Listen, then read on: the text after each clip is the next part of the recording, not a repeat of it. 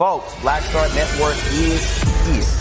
Hold no punches. I'm real revolutionary right now. Support this man, Black Media. He makes sure that our stories are told.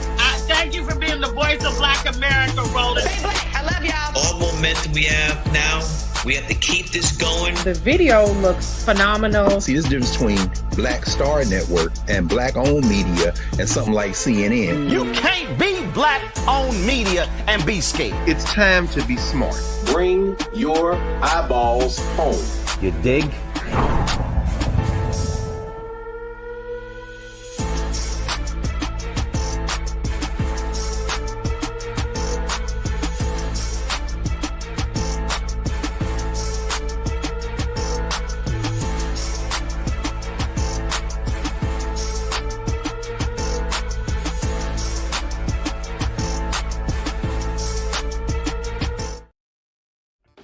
Folks, today's Monday, January 26, 2026. Coming up on Roland Martin Unfiltered, streaming live on the Black Star Network. Another tragic murder in Minneapolis.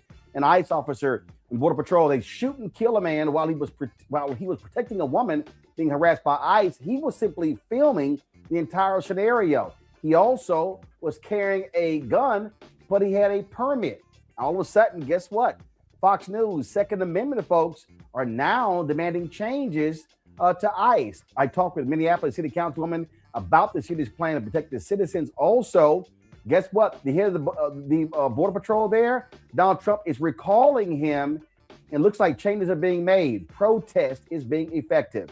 Also, the Republican candidate for governor, first of all, has dropped out, saying he cannot stand with him. Also, the Minnesota attorney representing the ICE agent who killed Renee Good is dropping. First of all, he's dropping out of the gubernatorial race, saying he no longer aligns with his party after Saturday's shooting. So there's a lot going on here, folks. House Republicans are pushing a new bill they say will stop insider trading. The critics argue it won't. Well, a member of Congress will join me later to discuss his plan to help ban stock trading in the federal government. Democrats are drawing a hard line when it comes to the Department of Homeland Security budget. We'll tell you all about that as well. Plus, Florida Congressman Maxwell Frost says he was the victim of a racist attack. For a year, mobile gas turbines at Elon Musk's XAI facility in Memphis have operated without a permit, despite an EPA ruling requiring one. State Representative Justin Pearson will explain what that means. Lots to break down. It is time to bring the funk on Roland Martin Unfiltered on the Black Star Network. Let's go. He's got it. Whatever the miss, he's on it. Whatever it is, he's got the scoop, the fact, the find. And when it breaks, he's right on time and it's rolling. Best believe he's knowing.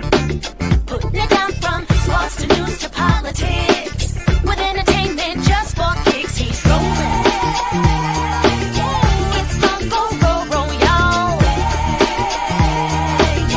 It's Roland Martin, yeah. Rolling with Roland now. He's funk, he's fresh, he's real, the best, you know he's Roland Martin.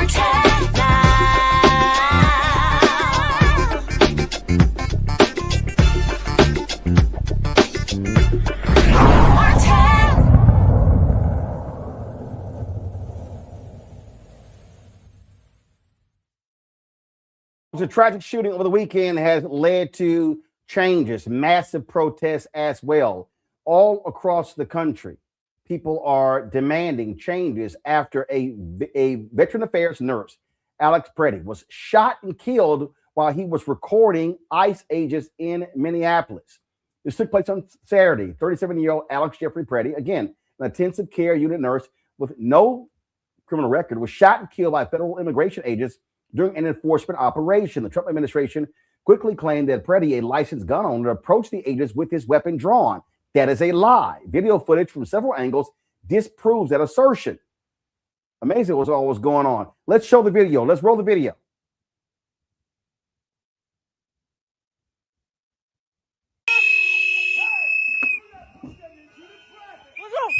What the fuck is wrong with you?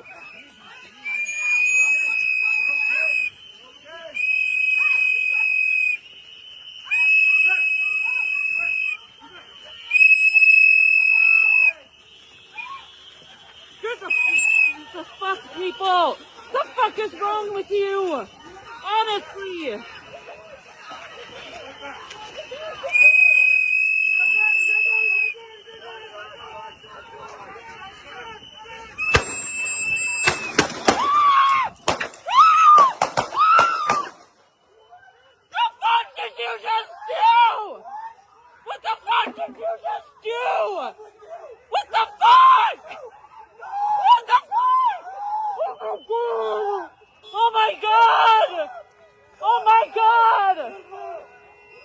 my God!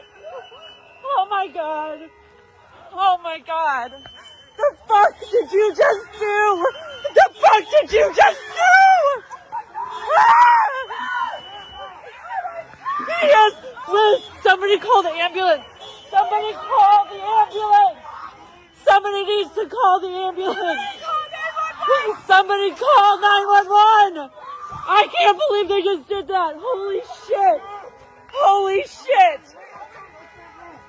Just get, come on!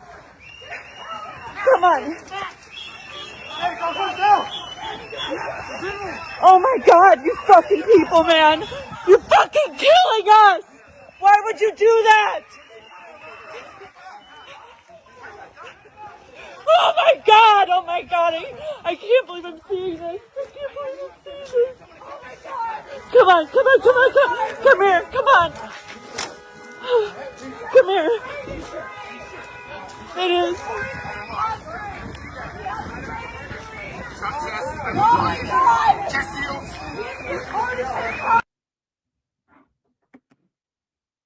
Now, folks, again, that's video of the shooting. It has been a really intense 48 hours. You've had the Department of Homeland Security, ICE Barbie Christy Nome, coming out saying that, oh, this guy was a domestic terrorist. And all of a sudden, reporters were demanding of Trump's chief liar, Carolyn Levitt, how do you arrive at that domestic terrorism? And she says, well, Trump doesn't see it that way. And it's been so much back and forth.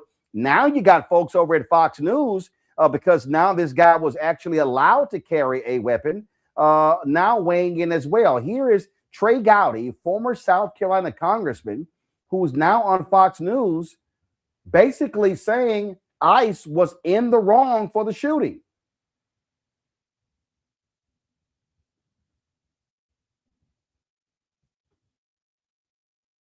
Do we have that video? If we don't have the video, let me know. I'll pull it up myself. And so it goes to show you how intense this thing is shifted. You now have Republicans in Congress, also other parts of the country, who are demanding changes. We also are seeing law enforcement who's also demanding changes as well. And so saying that ICE has gone too far. And so what you see is a tide shifting against Donald Trump, shifting against all of these folks and their actions. And so that is critically important. And what that tells us is that the protests are indeed having a strong impact. It is causing people to demand changes to be made. Let me play for you what Gowdy had to say. And I think what frustrates people, you remember Kyle Rittenhouse and how he was made a hero on the right. I am sure there are people on the conservative side who are saying, wait a minute, you mean you can't take a firearm to a protest? Because you were just celebrating the guy for doing it a couple of years ago. Alex Preddy's firearm was lawfully being carried. It's lawful to carry a gun in Minnesota. He never brandished it. He didn't point it at the cops. And we certainly should not be labeling him as being a domestic terrorist who is going to execute cops. There's no evidence. These takes are really important because, again, Fox News was defending ICE, defending border security over and over and over again. Now, all of a sudden, they recognize that this is a problem. And you know, I kept saying to folks, and they thought I was crazy saying this, and I say it for the last year, it is going to have to take white folks in this country to be greatly impacted by what's going on. It's going to take them to now get get in this game. You now have Republicans. Look at this here in Texas, Senator Ted Cruz.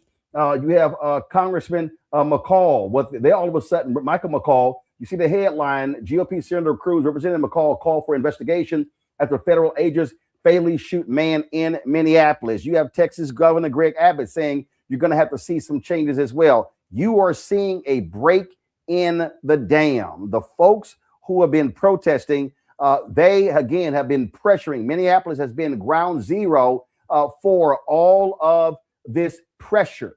You've seen the National Basketball Players Association taking their stance. The NBA delayed the game over the weekend. You're seeing numerous groups, again, step up and speak out against these actions. Earlier today, I spoke with Robin Wansley. She's the minority leader of the Minneapolis City Council about the protests and the impact they are having in Minneapolis and on the nation. Councilwoman Wansley, what is interesting about this latest shooting, this murder of Nurse Alex Preddy, is that frankly what it has done, it has awakened white folks around this country. For the last year, several friends of mine have said, what is it going to take for America to wake up and see what's happening with Donald Trump and MAGA? And I said, it won't be the attack on black people. It won't be the attack on Latinos. It's going to be the attack on white folks. And the shooting death of Robin Good, now Alex Preddy, all of a sudden you got conservatives saying ICE needs to change their tactics. Texas Governor Greg Abbott. You got Fox News, Kurt Gowdy, former congressman, saying, wait a minute, this guy wasn't a threat. What do you mean you can't have a concealed weapon and a permit to carry going to a protest? So it's interesting how the tone is now shifting as a result of what took place.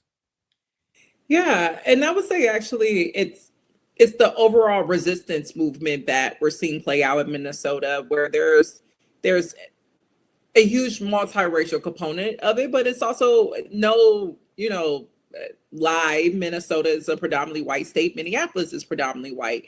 And what we saw on Friday were over 50,000 residents here across the Twin Cities, across the state. Also, we had tons of people come into our state for solidarity actions. And we're talking about ordinary people, union members, educators, nurses, which is what Alex Preddy was, all come in and say, Trump, you do not get to have the final say on justice, on liberation. And we do not agree nor accept your campaign of cruelty that is being waged by these domestic terrorists that are ICE agents. And I think that actually was the signaling thereof, like, wait, we have not seen something of this magnitude towards the Trump administration since the start of his term.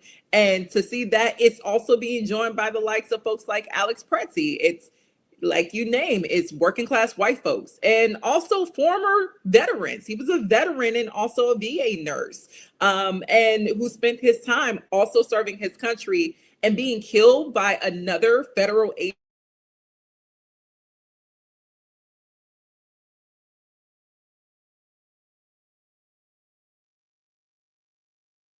All right, folks, look, I have the issue with that interview. So let me know when that interview has been reset so we can hear from the councilwoman. So let me know when that has been fixed. Again, folks, lots of moving parts here. I have been looking at a variety of stories talking about how the White House recognizes that they have a significant problem. You've got the Border Patrol leader who has been there in Minneapolis, walking around in his long coat, looking like the Gestapo. This here is a headline from Associated Press. Trump softens tone on Minnesota immigration crackdown as some federal agents prepare to leave. And so you see this story right here by what's going on. And he's pulling some of these agents, this Operation Metro Surge. So you take Border Patrol Commander Greg Bovino, who has been a polarizing force there in not only in Minneapolis, but in Chicago and other places as well. Well, he is being pulled out as well. So it is a lot. It is a lot that is going on there. And so we want to, break all of this down. We got our panel on standby. Folks, also, we have Representative Joe Morelli from New York talking about the stock ban trading. If he is with us, go ahead and pull him up. I would love to get his thoughts on this particular issue first. So let me know when the congressman is there. But again, folks, the tide is shifting. You're seeing what happens when people take to the streets. And this now is an increasing problem for Donald Trump. He, of course, is backing off a lot of the rhetoric where he's been attacking the mayor of Minneapolis, Jacob Frey, attacking the governor of Minnesota, Tim Walz. And so all of that has been going on as we see what is happening here. And so the protests are continue. And what did I say last year? And I was very clear, and there's no doubt in my mind. I don't care what anybody says. Renee Good, being a white woman shot and killed. Alex Pretty, being a white man shot and killed.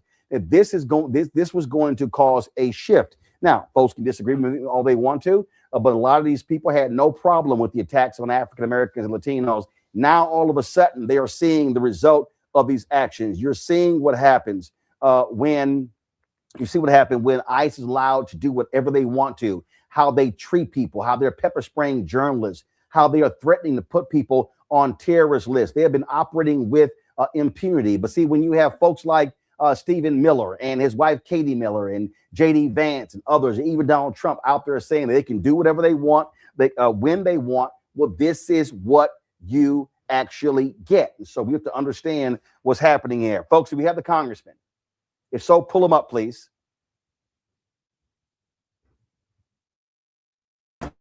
If you don't, just talk to me and let me know so I can know what's happening. Let me do this here. There we go. Congressman, how you doing? I'm a little heartbroken, but personally doing fine. How about you? Doing great. So before we talk about the banning of stocks, that's what we're going to talk to you about. I got to get your take on what's happening. It is abundantly clear that Donald Trump and his MAGA administration, they realize they have screwed up. They have pissed off the American people. They have angered folks. And it's not just the protests in Minneapolis, it's protests all across the country. And when you see his own party now demanding changes, they realize this is going to negatively impact them come November and the midterm elections. Yeah, you know what? So as I said, I'm heartbroken because what's happened this weekend and what's happened over the last several weeks in a number of cities, but particularly in Minneapolis, is so contrary to everything I think most Americans believe in. And to watch this unfold, and I appreciate your comments that the president today is trying to back off a little bit. But you know what's really so disturbing about this is I feel like that's in response to the political backlash, but this is a moral question. This is about what we value as human beings, and that's not enough to get you to recognize the cruelty and the brutality of what you're doing. It takes a political backlash. I mean, boy, I don't think that says very much for the values in the White House right now. I'm pleased that it's happening, I guess. We'll see what it actually translates into. But I just think it says volumes about where we are, that it requires a political backlash instead of a commitment to morality and what's right and what's decent and what's honorable and what we believe in as Americans. But Congress, here's the deal. The Republicans have been afraid to say something, to challenge this man. In fact, look, this is a political headline right here. It says, ICE shootings are freaking out the GOP. They're afraid to tell Trump. Some lawmakers see the administration squandering their strongest issues. And that's what you got going on here. They've been unwilling to tame this nonsense. They've allowed this thing. And I kept telling people on my show, they are going to cross a line. They're going to go too far. And when you kept seeing them, again, getting in folks' faces, when you have Bovino coming out saying, oh, there'll be consequences when it comes to the speech that you use. Wait a minute. Okay, if people are cursing at an ICE agent or Border Patrol agent and calling them Gestapo and Nazis, your job is not to beat somebody in the face, drag them by the hair, throw them, handcuff them, or pepper spray them. You suck it up and you take it. But when you had the president, when you had Donald Trump, when you had all these other people saying you have 100% immunity, these people said we can do whatever we want because they've got our back. Yeah, and look, if there's that old saying about what you do in moments when people aren't looking at you, do the right thing. Where is it fundamentally? What do you believe? And now, like I'm happy that some Republicans are finally speaking out. But again, I feel like they're doing it because the politics of the moment, their fear of getting reelected has gotten to a certain point, but not because they actually looked at it and thought, right, what's happening in America? Like, I think about this. You said something really interesting before I came on, but I was listening about this needed to happen to white people before anyone would pay attention in America. And I was saying the other day to a colleague when we were on the House floor, this reminded me a little bit of the moments in the 1960s when you saw on television, on the news at night, Black folks getting hit with water cannons and having German shepherds sent loose on them, that people like recoiled from it. And I think that's happening as well. But to your point, it only happens if you watch it and you're repelled and you think, what? This is America? We're the good guys. Are we supposed to be the good guys? What happened to all of that? What happened about a more perfect union? What happened to 250 years of starting in some pretty dark places, but always trying to move in the right direction to try to follow the North Star? And then you look at this and you think, this is America? What's happened to us? So I think you're right. And I think people seeing it and recognizing, or a 5-year-old boy taken 1,000, 2,000 miles away from home. I have 5-year-old grandchildren. I don't want to say the rage that I would feel. So people maybe are starting to recognize this isn't the America that we signed up for. This isn't what we want. This isn't what we believe in. Well, again, and you're right. So what happened here is the people that voted for him had to now confront, this is what you voted for? Is this what you wanted? You got a lot of Latino voters who all of a sudden, this is not what we voted for. And again, they lied to people, Congressman, and we knew they were lying. I mean, we kept calling them out. When they kept, oh no, we're only going to deport the hardcore criminals. We can all look at the numbers. Obama, significant deportations. Biden, significant deportations. But they weren't trying to turn it into the TV show 48 Hours. And that's what you have here. You got Bovino walking around in his long coat with 20 agents around him. I'm the big bad wolf going around. And you had all of that sort of stuff. When you have Tom Homan, who all of a sudden is the voice of reason, you know you got a problem. Yeah, I'm with you. I mean, Tom Homan's from New York. He spent some time here. So I agree with you. And even when you look at the video, and I know people are looking frame by frame on what exactly happened, but just, you don't even need to. You see it in real time. A woman gets shoved to the ground by federal agents. And this gentleman goes to try to assist in some way. And seconds later, he's shot to death. I mean, and the shots, there must have been, I thought it was 8 or 9 shots. It was 10 shots. 10 shots. I mean, and then they lied to us. They lied. Oh, he pulled out a gun and he brandished it at the agents. I'm sorry. Yeah. We can now see. So Kristi Noem lying, Bovino lying. They all kept lying. They lied about Renee Good, and they really lied about this guy. And we saw the video where they took his gun away, and after they took his gun away, when he was allowed to carry, had a permit, then he was shot and killed. And they lied to say, oh, he was a domestic terrorist trying to attack federal agents. They lied. They just lied. Yeah, you know, it's really interesting. When I was a kid, in the middle of the Cold War, every time the Soviet Union ever spoke as a government, it seemed like it was lie after lie after lie. And I was thinking about it the other day. The United States government is now putting out absolute lies. I mean, things that they know not to be true, as though it is. They've been lying to federal judges. Well, clearly. And, the federal judiciary, and this isn't just Obama and Biden appointees, Reagan, Bush, and Trump appointees are starting to push back and say that's not true. I mean, what's happened to us? I mean, how do we look in the mirror? How do we, again, we are imperfect.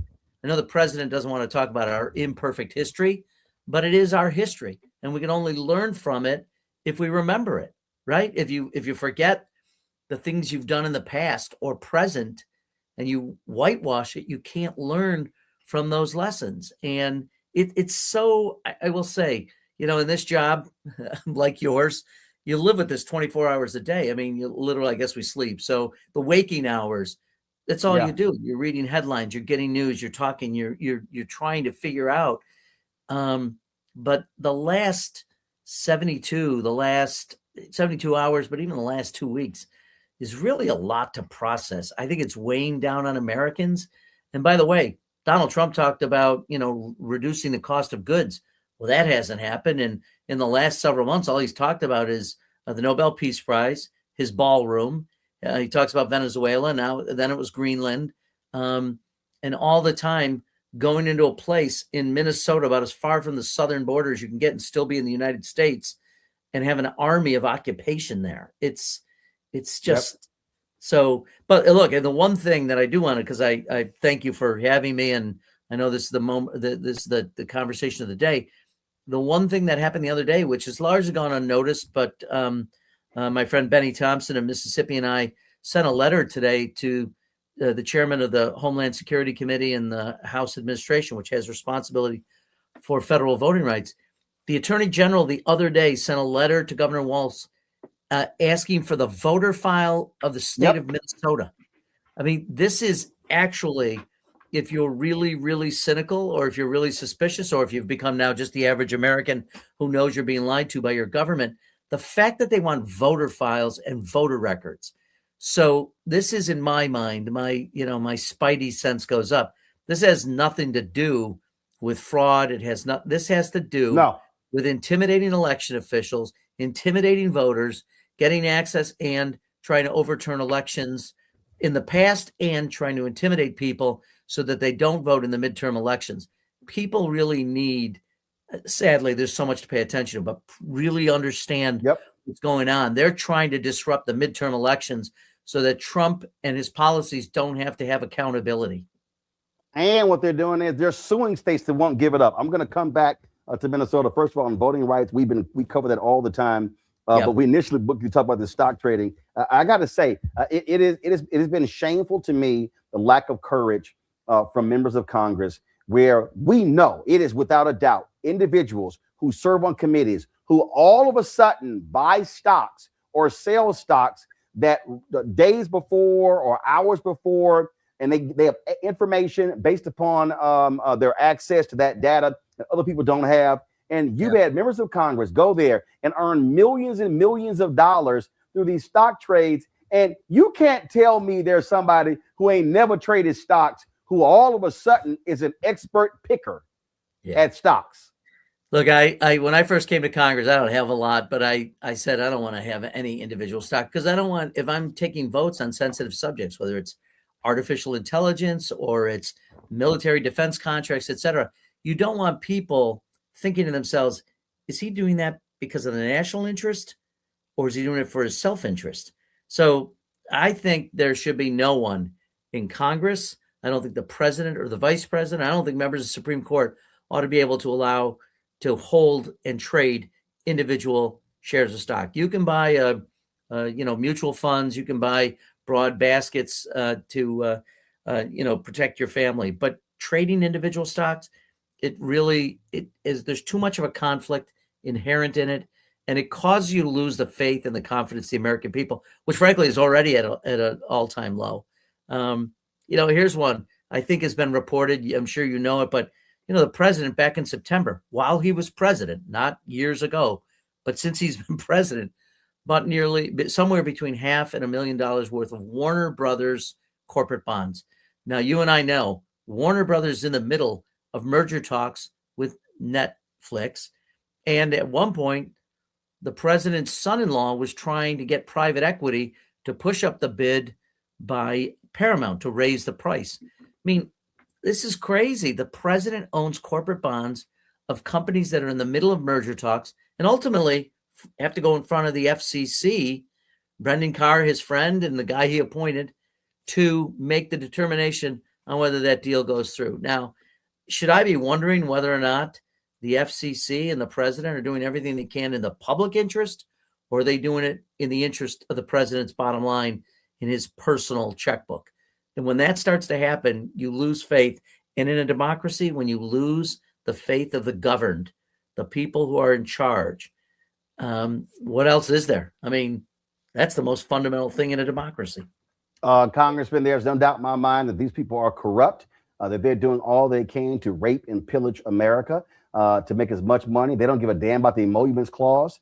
Whether it's the Qatar jet, buying bonds, they don't care. And listen, they have a party that will not hold them accountable. Democrats are in the minority in the House, in the Senate. So their whole deal is, hey, we got to make a run of this as long as we can. And that's one of the reasons why I think they want to cheat with the voting rolls, because they don't want Democrats controlling the House and or the Senate, because then there will be investigations, there'll be hearings, and they don't want that. And so that's the case. But certainly, I do believe when it comes to the issue of stock trading, there's no doubt in my mind. I don't understand why members of Congress are so resistant to it. Well, I do, because frankly, it's an easy way to fatten up your piggy bank, and that's what you got going on. And then, of course, you can also be like Kristen Sinema, go to the Senate, raise a whole bunch of money, spend it on lavish trips, and then pocket that money, and then, of course, get a lobbying job, and then you can live like a fat rat.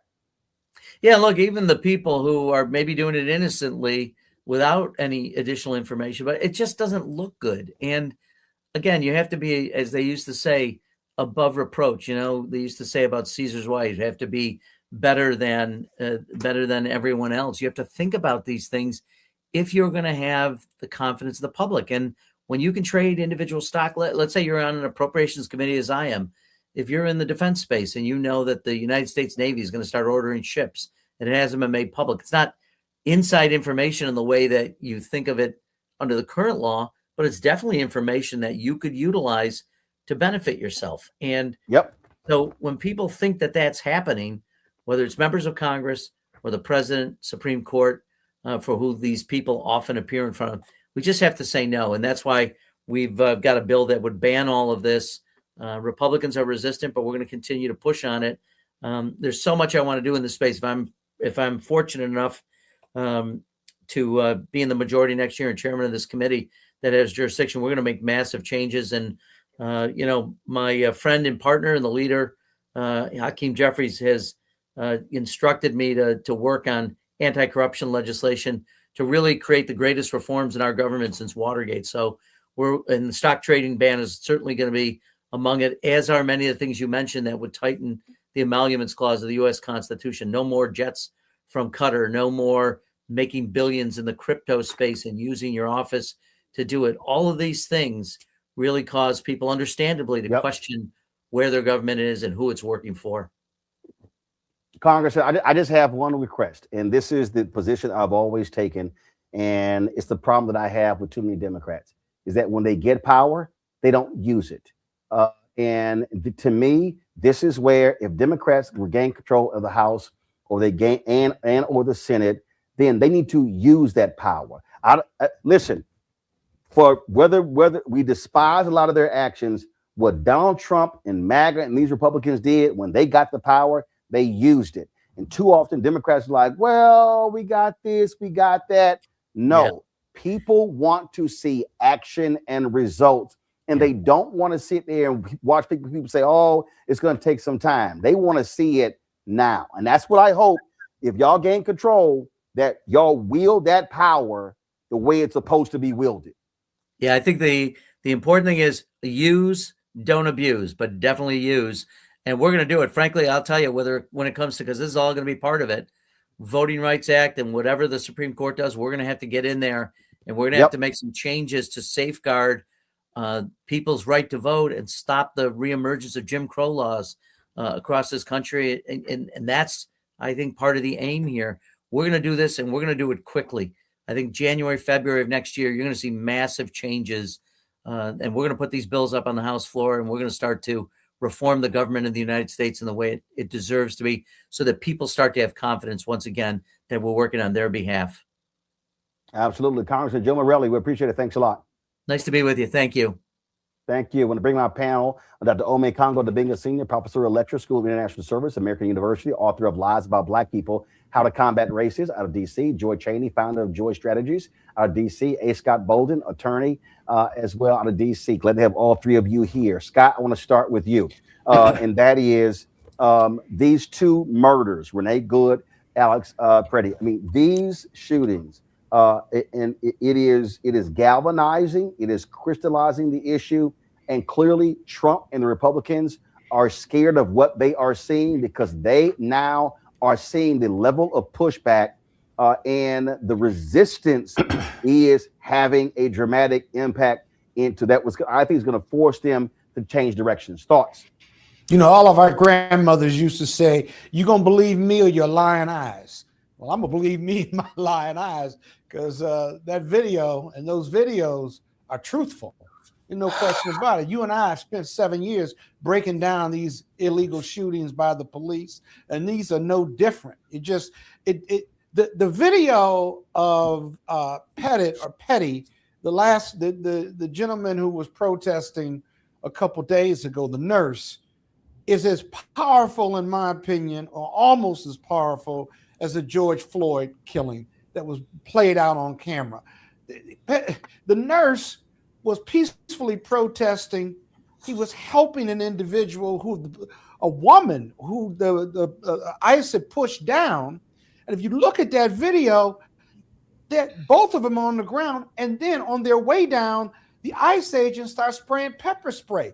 He doesn't hit them. He hits another ICE agent or Border Patrol agent. And then you have 7 of them wrestling with 2 of them and then just 1. What's the real? What did they do so wrong? And they are struggling to handcuff him. What were they going to arrest him for? It makes absolutely no sense. Then they take his gun. They've got him under control. He's not being aggressive, yet they still escalate. It's right there. And then they shoot him. And by the way, those 7 officers, it was all very close.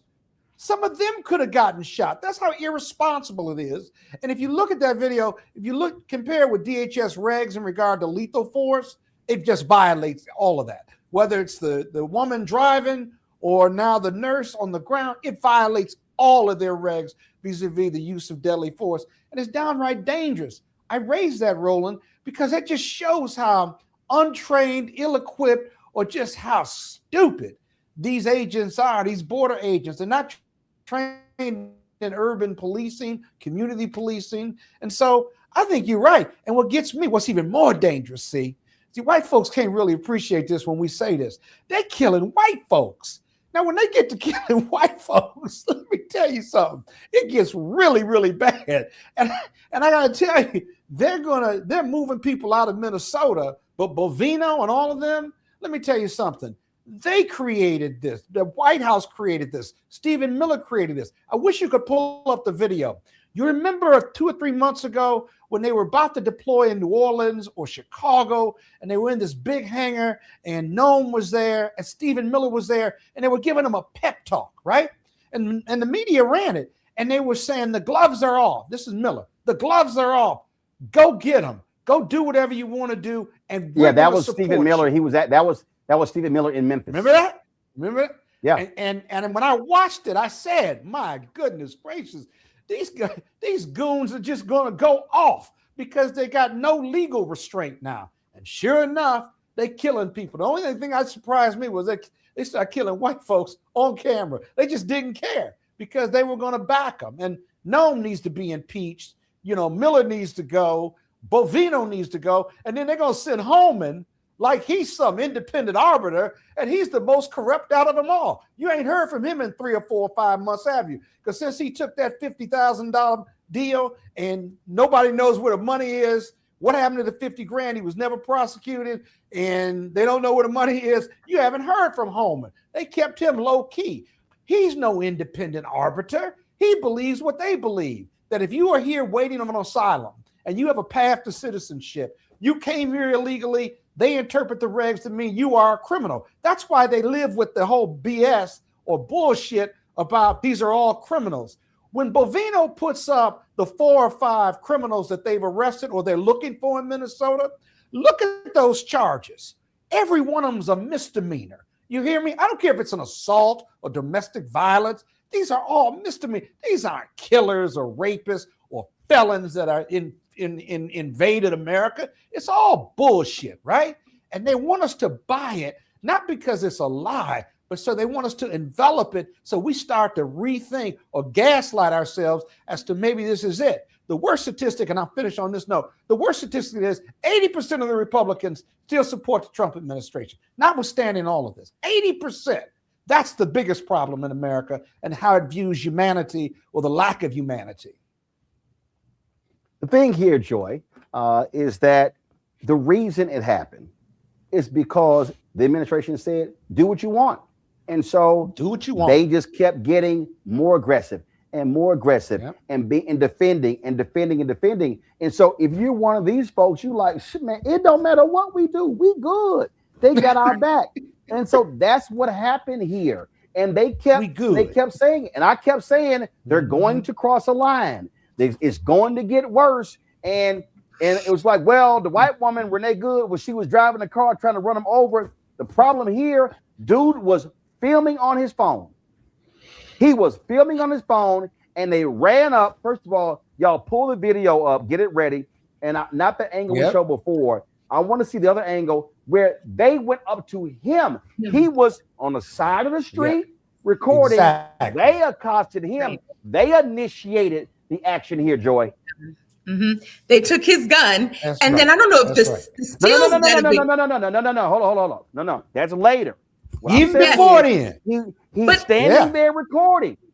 That's what I mean. But what I'm saying, accost him, push the woman, and they grab his gun when he's on the ground. But he wasn't impeding. He wasn't grabbing them. This is what he was doing. He was standing right now. He was talking stuff, and so guess what? I can't wait. Unfortunately, he got killed. But I can't wait when his family gets his phone and they release that video. Absolutely. The other thing is, I don't know, there have been a lot of stills that have been put out that have captured different moments in the entire exchange, which I think is something that, I have not seen the detail of each of these stills in the way. That's because there's so much footage out there. And I think you really see how it unfolded, and you see that there was the ICE agent who was to blame here. But to your earlier point about the climate that they are in, the instructions that they were given, the encouragement that they were given has created the moment that we are in. It is squarely on the shoulders of Donald Trump, the way he has been speaking and the way he's been speaking for a long time. The people that he put in these roles is pretty clear. Law enforcement officials have been saying it all over. They're saying the people that you are putting in these roles are not people who would some of them wouldn't even be fit for regular law enforcement roles, right? These people are not folks who we would even, some of them are ex-military. I think we're going to learn a lot more. I think some of them are wearing masks, because if they were not wearing masks, we would know who they were. We'd be able to track that. Some of those people have histories, January 6th, Proud Boys, other things. These are folks who are already poised to fight. I was on a call with a client today who noted that there have been, that there was overhearing of ICE agents on the way to Minnesota who were saying their goal was to get in there, rip it, and then leave. Right? So they are coming with the mindset that they're going to cause disruption and destruction and then get out before anyone can hold them accountable. That is the plan. And so it's not just enough for us to not fund ICE. That's a start. We need to cease operations of ICE everywhere until we cool things down a bit, but also reestablish the rules of the road, because God is right. None of the rules, as we understand it, as federal and state and local officers understand it, for interacting with the public, for use of force, are being adhered to here. And it's those officers who ultimately are going to be held accountable. Donald Trump will not be in power forever. And there's limitations here. Ome Congo, what we have to recognize, and guys, let me know if we have the interview with the councilwoman, if that's been if we're ready for that. And I'm gonna say it right now, Ome Congo, and I don't care. I know I'm right. This changed because 2 white people got killed. This changed because a white woman got shot and killed, and a white male nurse working for the VA got shot. And this is why the right is losing it, because he had a concealed permit. And it's like, oh, what's wrong with you? How dare you have a weapon at a protest? White folks did. Hey, talk about those white men who went into the Capitol in Michigan with their guns. Let's talk about, see, this is where you can see when they all get exposed, when every talking point they use, now somebody on the left. What do we always say? Let black folks start walking around with guns. They can be like, man, we got to get rid of these damn gun laws. That's what's going on. Yeah. This reaction is because the death of a white woman and a white man has pissed white people off, and they've galvanized them. And that's when they're like, oh shit, we ain't worried about Latinos and black people. We worried about the white folks voting against us. Well, I agree like 99% of that. I feel like the killing of Renee Good, I don't feel like that was even a big enough trigger point for them because she was lesbian. And they have this mindset of, this real America. She didn't represent real America. And, that gave people fodder, people talking about the pronouns and stuff that she used. But with Alex Preddy. Well, it was, here's the deal. I think hers, I get your point. Hers caused a bit crack. Yes. His murder just broke it open. So again, there were a lot of people. I get her being a lesbian, but a lot of people, when they saw it, they were like, hold up. The woman was driving. We saw this whole deal. So yeah, they tried it with some gray area and they lied about it. This one here, they were like, oh hell, we can't defend this. We can't defend this. It's clear. Absolutely, because Alex Preddy is the perfect victim. He's a white male that for them, obviously for us, we talk about everybody, citizen, non, black, white, Latino, whatever. But for them, white male, apparently no evidence of him being homosexual or trans, and of course the Second Amendment and all of that. That for them is what led to the Players Association, NBA, all of these Minnesota teams, the business community, for all of them, and the veteran connections. You see him reading The Last Rites, so you have the religious connection. So he was the perfect victim. We don't need perfect victims in our community. We speak up on all injustice, but that's what they needed for their breaking point. And this was all building up if they would just listen to us in the first place, as we know they never do. And so that's why I think you're seeing the Hollywood people also speak up. Tyrese Halliburton, first NBA player to say something, that he was murdered. And I will also say that we have to be mindful of the fact that when it comes to these killings every single day, people aren't paying attention to the fact that now with these two killings, white people who are being killed, kind of to Scott's point, they're actually being treated like Black Americans now. Because when white people get killed in some way, shape, or form in the media, they always say, out of respect to the family, we're not going to show the killings. But for Black folks, they got it all lined up. Tune in tonight at 6. We got the tape. Laquan McDonald, run down the list. Tamir Rice. Now they're doing this with white people as well, which shows the level of depravity that we've reached as a society. And that was the part I wasn't even expecting, Roland, but it's necessary to wake up more Americans to this tragedy so they can start hearing what we've been saying all along and start to do something about this crisis that's happening in America. Again, I'm going to say it again. What did a lot of Black civil rights workers say? What was their fear of doing Freedom Summer? Their fear was, man, one of these white kids get killed, they're gonna come down all on us. The impact of Cheney, Schwerner, and Goodman being killed, 2 white boys and a Black guy. That was the issue. I'm telling you, I love how these people want to act like this. A white woman comes up missing. Oh my God, we are still they are still doing documentaries on Natalie Holloway. I'm talking, that's been like 10, 15 years. They are still, I'm just being straight up, and I'm not being callous, but a Black woman come up missing? Oh, hell, look, listen, you ain't getting that kind of coverage. That's what we have to realize. And guess what? White man with a concealed gun killed in the protests? Outrage. Philando Castile told the cop, I have a weapon on me. I have a concealed handgun permit. He was shot and killed, and you didn't see the NRA or any gun groups rising to his defense. But they came out today. They came out today in example. That's my point. That's my point. Again, we played the interview of the Minneapolis Congresswoman. We were talking to her about what took place there. Okay, so hopefully the video is straight. Let's roll that interview, please.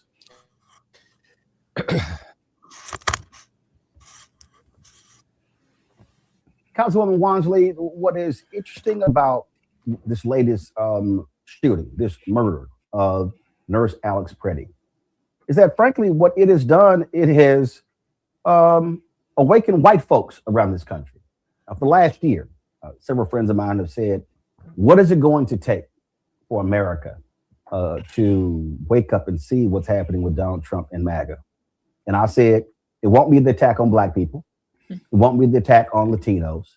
It's going to be the attack on white folks. And the shooting death of Robin Good, now Alex Preddy, all of a sudden you got conservatives saying ICE needs to change their tactics. Texas Governor Greg Abbott. You got Fox News, Kurt Gowdy, former congressman, saying, wait a minute, this guy wasn't a threat. What do you mean you can't have a concealed weapon and a permit to carry it going to a protest? So it's interesting how the tone is now shifting as a result of what took place. Yeah, and I would say actually it's the overall resistance movement that we're seeing play out in Minnesota, where there's a huge multiracial component of it, but it's also no, lie. Minnesota is a predominantly white state. Minneapolis is predominantly white. And what we saw on Friday were over 50,000 residents here across the Twin Cities, across the state. Also, we had tons of people come into our state for solidarity actions. And we're talking about ordinary people, union members, educators, nurses, which is what Alex Preddy was. All come in and say, Trump, you do not get to have the final say on justice, on liberation. And we do not agree nor accept your campaign of cruelty that is being waged by these domestic terrorists that are ICE agents. And I think that actually was the signaling there of like, wait, we have not seen something of this magnitude towards the Trump administration since the start of his term. And to see that it's also being joined by the likes of folks like Alex Preddy. It's like you name, it's working class white folks and also former veterans. He was a veteran and also a VA nurse, and who spent his time also serving his country and being killed by another federal agent while just simply observing and saying what you're doing is absolutely unacceptable in our streets, and doing that just with his camera. It says a lot. And I think the Trump administration is recognizing that they are not winning the public narrative on this. They're not winning public support.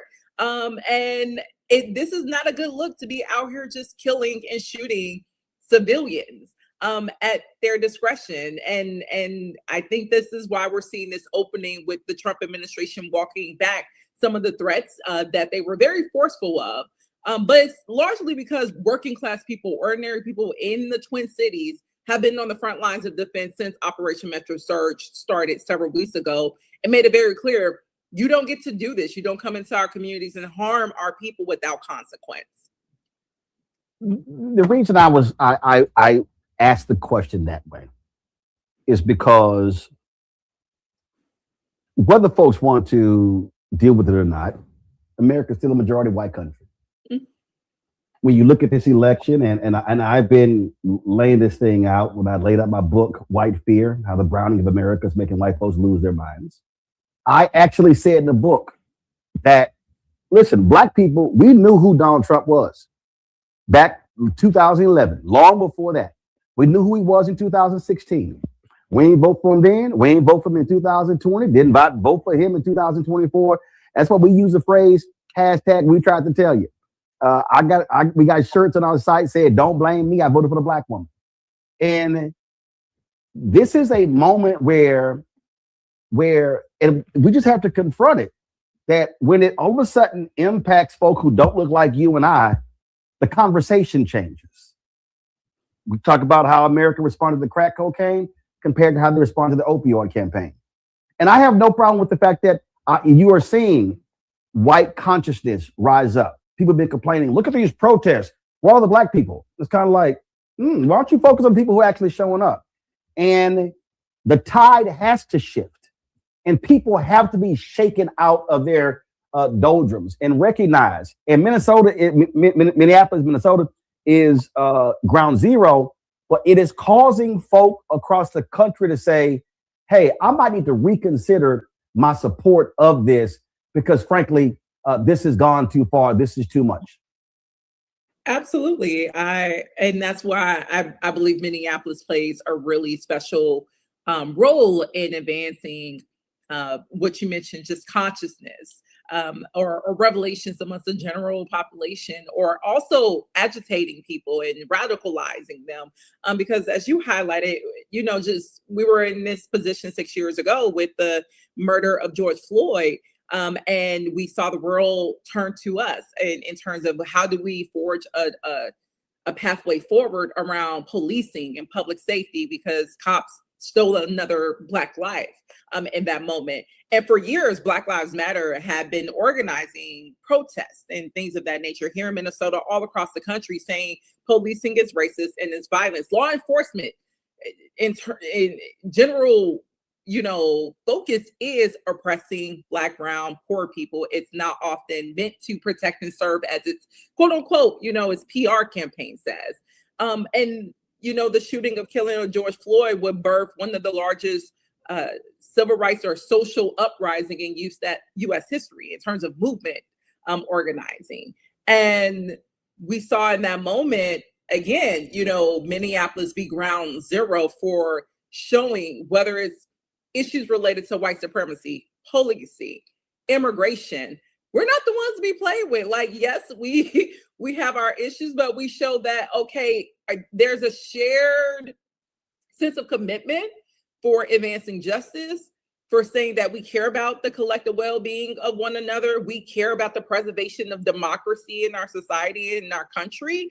And we recognize that if it's George Floyd to Renee Good to Alex Petrie, we know these institutions will use George Floyd, a Black person or a Somali person, to advance what is very much a corrupt agenda. And the Trump's agenda is really to make the rich richer. And they use these things. Black people, oh, those are the people you should be scared of. Somali people, no, they're doing fraud. Be afraid of them. Oh, these illegal immigrants. No, those are the problems. Those are the people who are taking your jobs and making it so that you don't have health care all of a sudden. It's to distract us from recognizing that it's the wealthiest of our society that should be the common enemy, and they have us looking at one another and trying to create confusion to make it seem like we're the problem.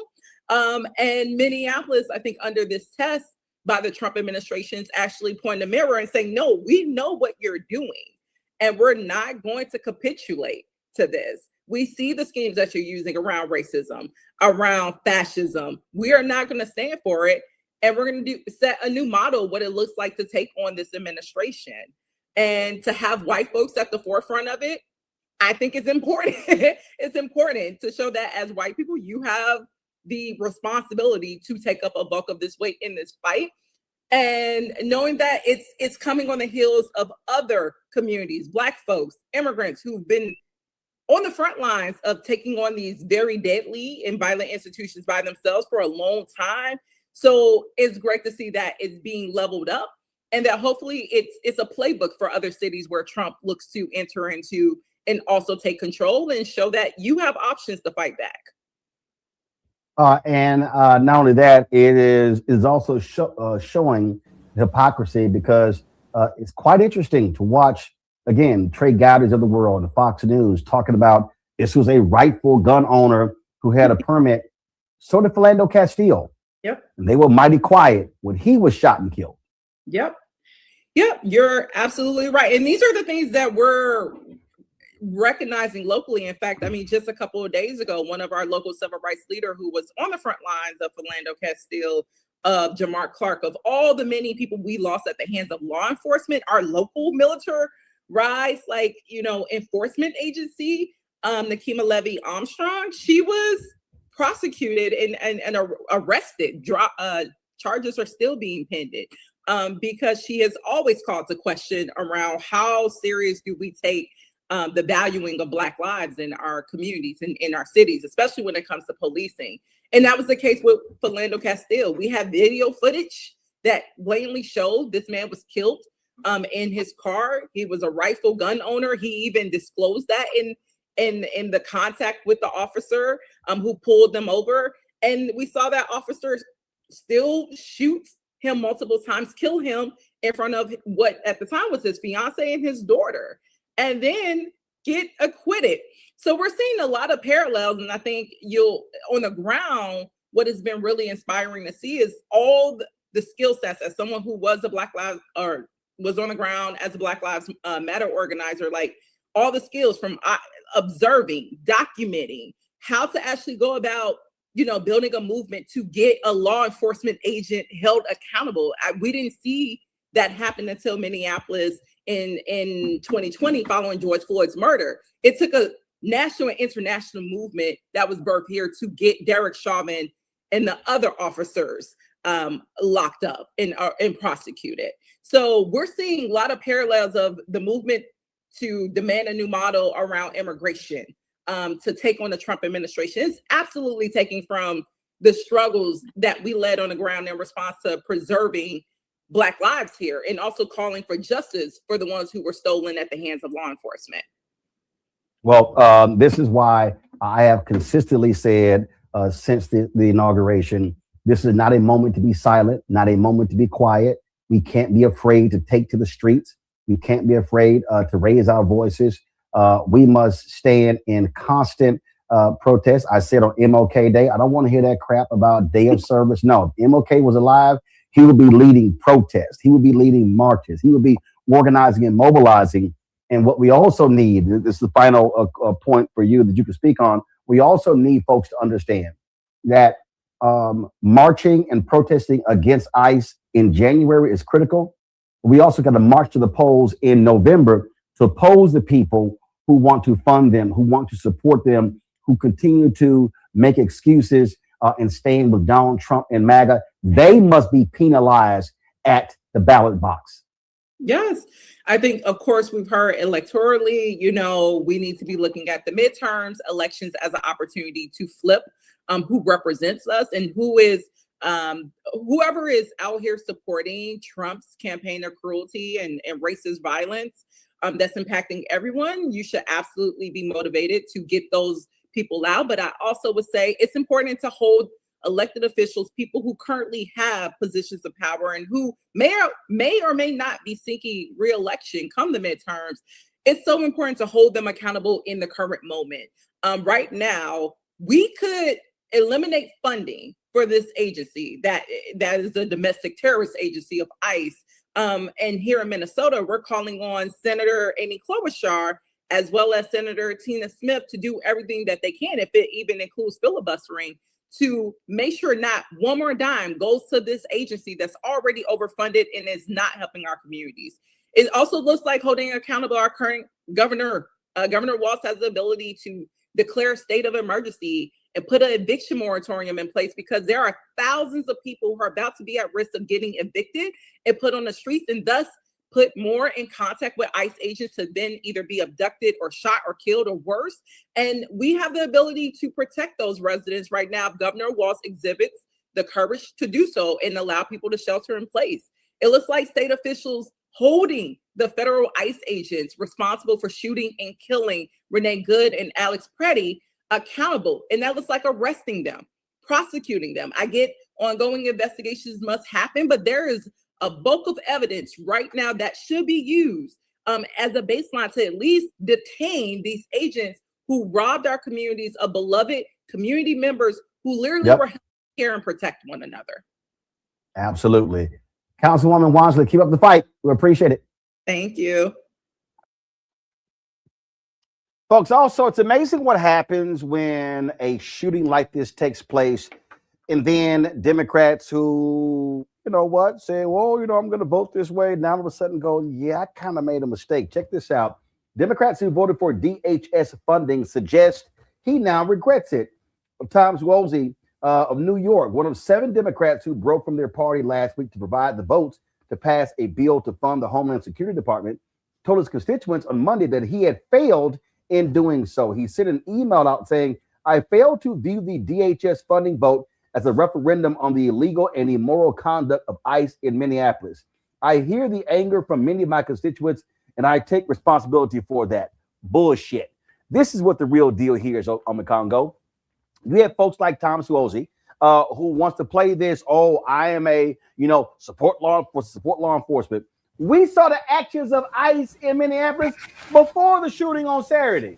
That's so it's like, what the hell you think you're doing? Oh, now all of a sudden, no, because you're getting your ass kicked. by your constituents because you look like a fool voting for this. That's why you're upset. And all of a sudden, it now becomes a big deal. In fact, this right here, you've got a shutdown deadline coming. Now, all of a sudden, you got a Schumer saying this here.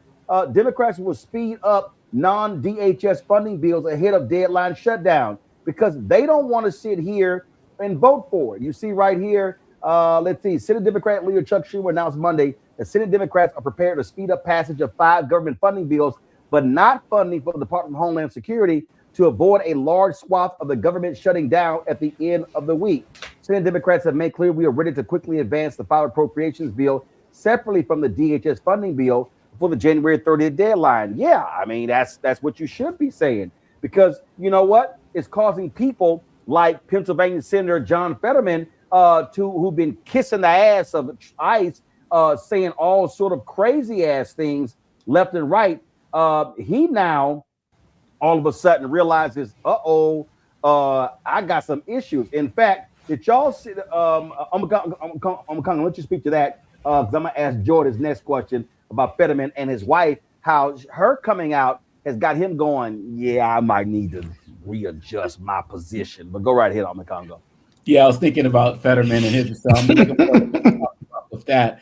But I was Swazi. Look, the fact of the matter is, any Democrat at this stage that votes to support ICE or not, or to fund it or any way, shape, or form, they need to be primaried. Look, during 2024, the election and all of that, people can say that that was an extreme left position with Democrats or independents.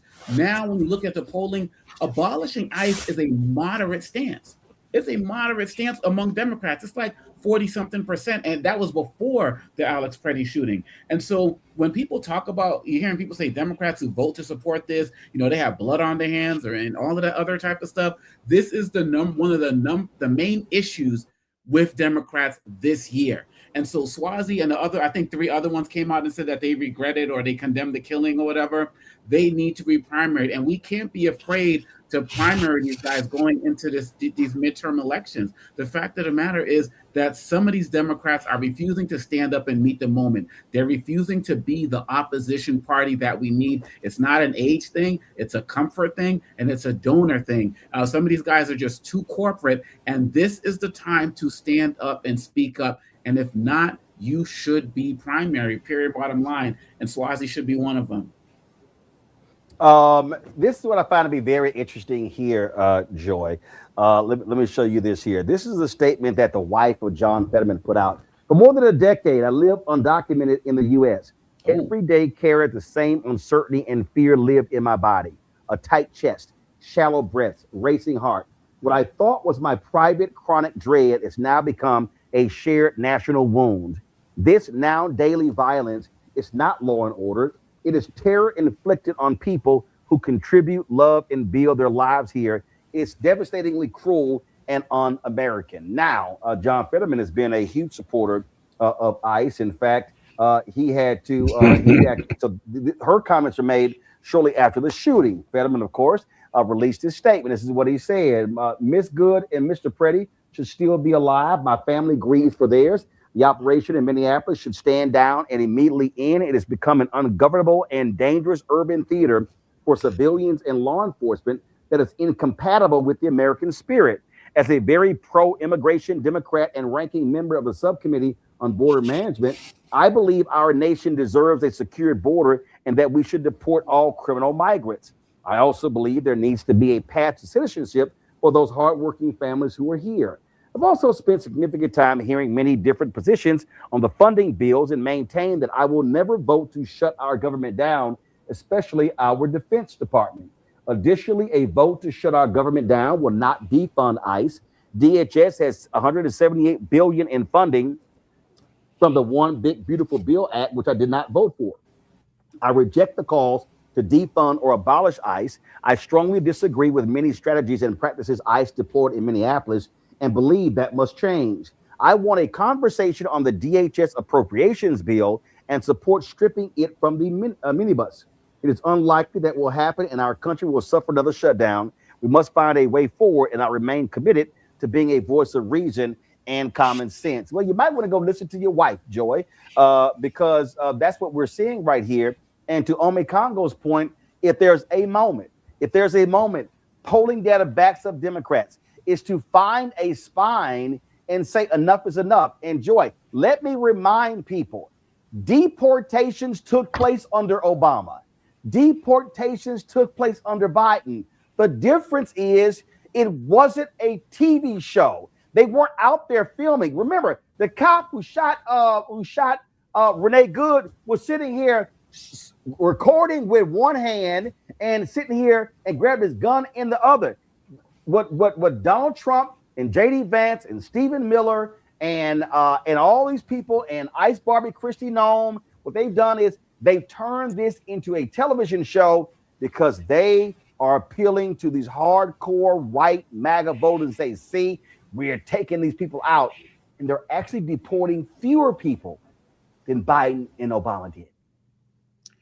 All of this is correct. Well, first of all, I just have to say for all the women here, every married man should listen to his wife, whether you're in my home now or whether you are. I mean, hold on, not on everything. Hold up, not on everything. I mean, let's calm down. John Fetterman and all married men. Hold up, not on every damn thing. Y'all act like y'all right on everything.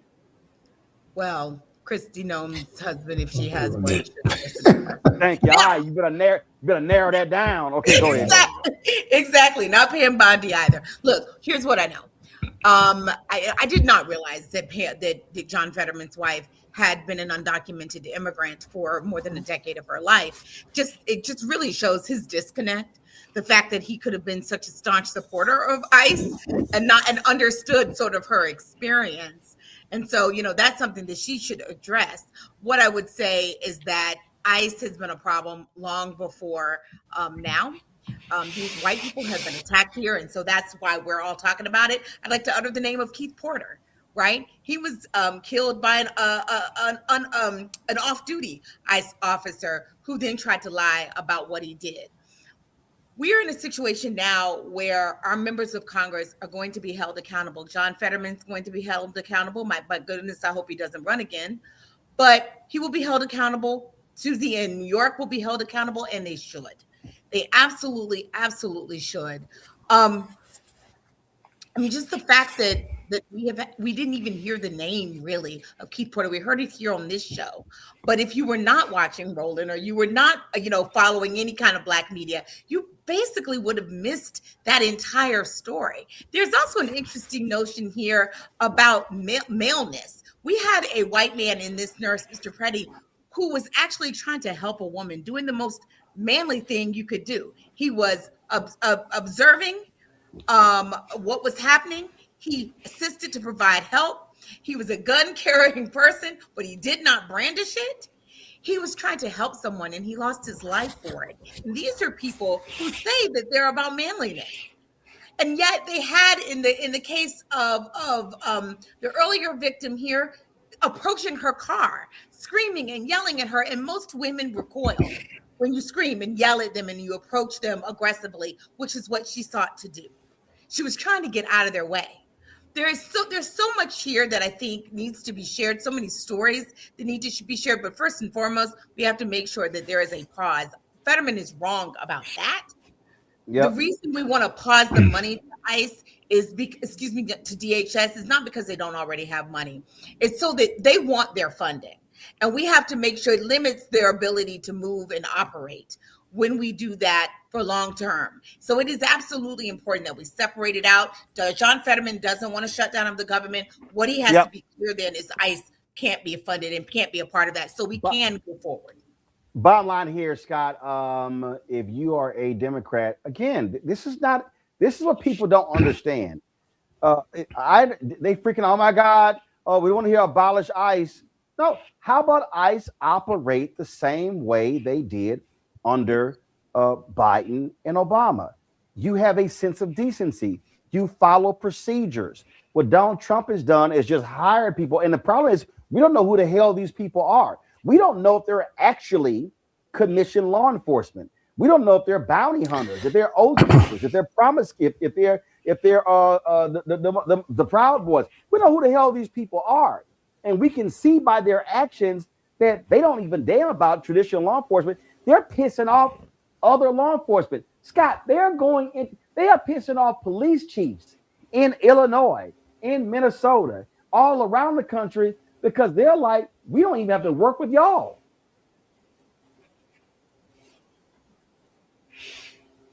Yep, Scott? Absolutely. And but yeah, I'm here.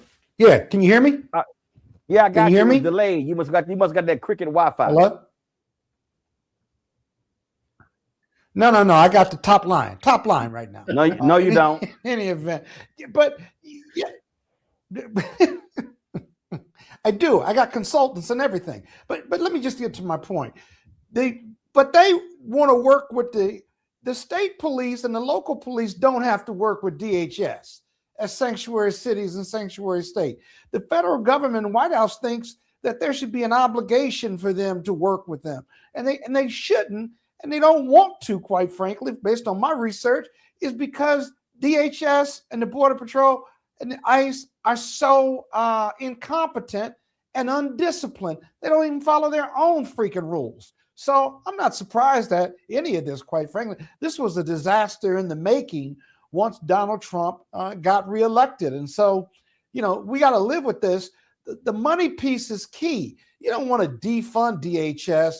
You want to reform DHS. That's what the Democrats' messaging is. You want to reform it. You want to get folks trained up, and you want to train them in de-escalation versus this militaristic approach as if they're going to war with people who are waiting on asylum hearings. It's over the top. It makes no sense whatsoever.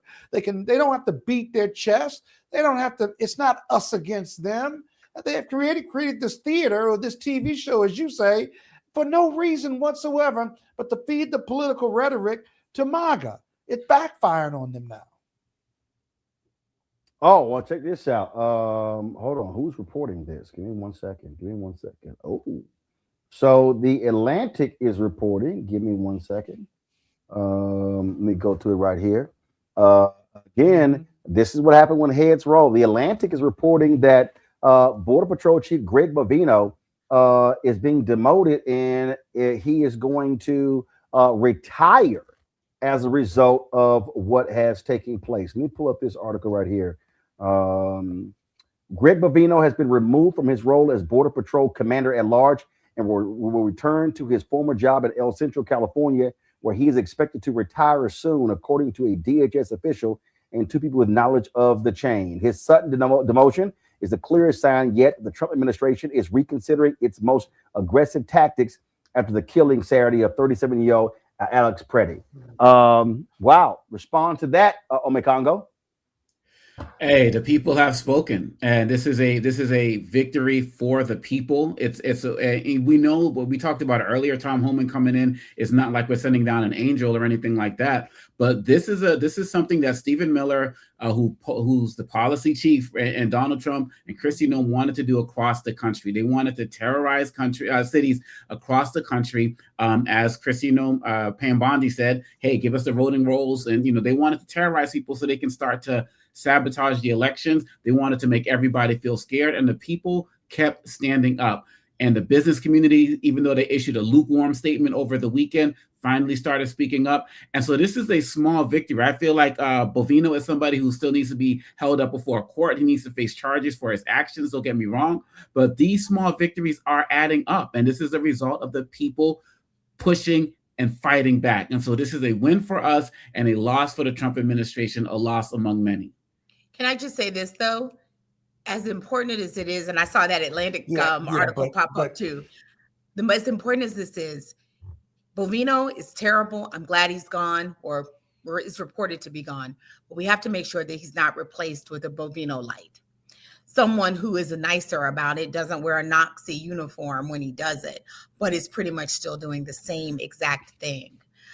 Because even before white people were being killed, immigrants, many of them law-abiding, were being rounded up like animals in ways that are inhumane without due process. So I'm glad about this, but we cannot lose the urgency here.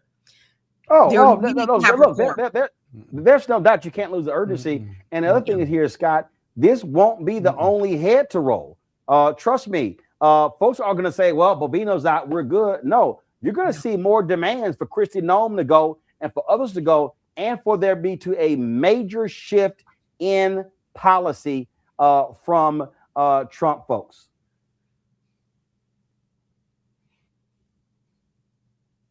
I don't know who Maybe. that's to. I hope you're right. No, that's the Scott. But if you don't That's change the Scott. philosophy, Scott's on like a you 5-second don't delay cut off because he the got head. that bad Wi-Fi. But go ahead, Scott. Well, but maybe it's your broadcast equipment. Who knows? But Everybody, let me just say everybody this. else on time. That's bullshit, right? Because the Everybody else on philosophy, time.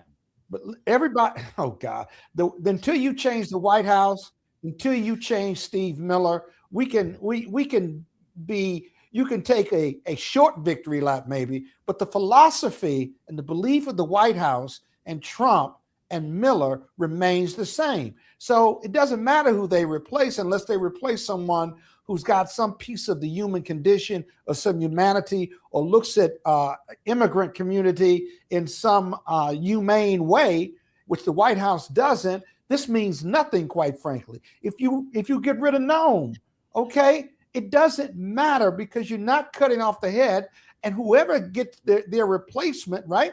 They just don't have the baggage that Noem and Bovino had, including Holman. And so, okay, their heads are rolling. They're scapegoats. That's all they are, really. So let's see who they put in place. But more importantly, does the philosophy change? Does the operation and management of these surges, does that stop? Or is that done in a more humane manner? Because President Barack Obama got rid of about 16 million immigrants, and you never heard a word about it. You had to have it reported to you years later. So that's the professional way to do it. But if they don't change their philosophy, it doesn't matter who's in place. You know, they just don't have the bags of the current groups. All right, folks, hold tight 1 second. I got to go to a break. We come back. There was a debate on Saturday between Democratic Texas U.S. Senate candidates, State Rep James Tellerico and Congresswoman Jasmine Crockett. We'll show you some of that. That's next. Roland Martin Unfiltered on the Black Star Network. Don't forget to support the work that we do.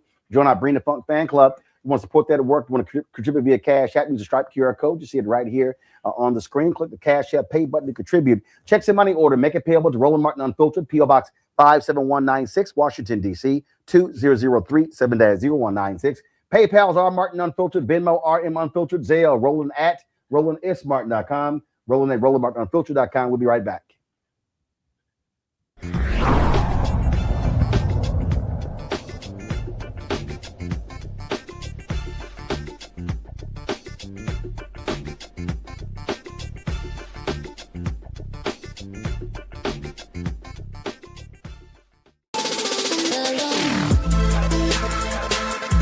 Hey y'all, welcome to The Other Side of Change, only on the Black Star Network and hosted by myself, Rhea Baker, and my good sis, Jamira Burley. We are just two millennial women tackling everything at the intersection of politics, gender, and pop culture. And we don't just settle for commentary. This is about solution-driven dialogue to get us to the world as it could be and not just as it is. Watch us on the Black Star Network, so tune in to The Other Side of Change.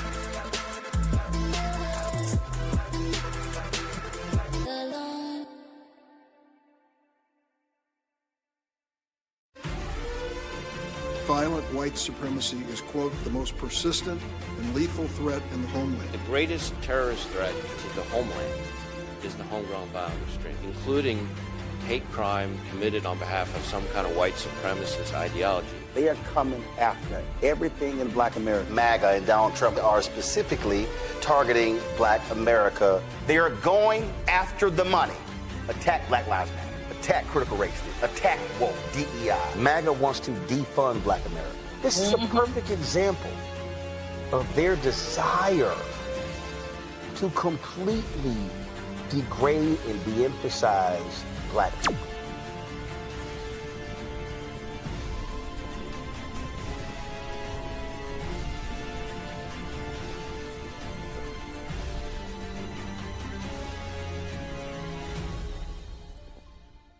What's up? It's your girl, Tamika D. Mallory, and you are watching the Black Star Network.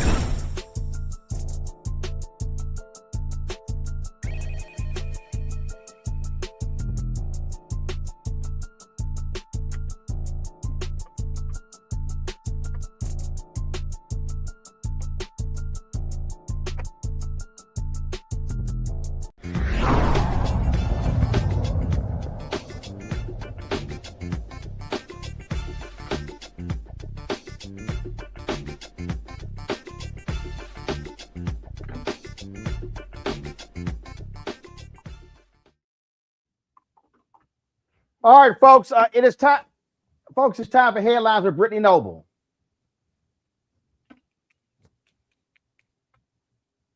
Delegate Eleanor Holmes Norton's campaign filed a termination report with the Federal Election Commission on Sunday. Norton has easily won a re-election to represent Washington, D.C. every 2 years since 1990, serving as the city's non-voting delegate in the U.S. House. Well, campaign records show she raised just $7.50 between January 1st and January 25th.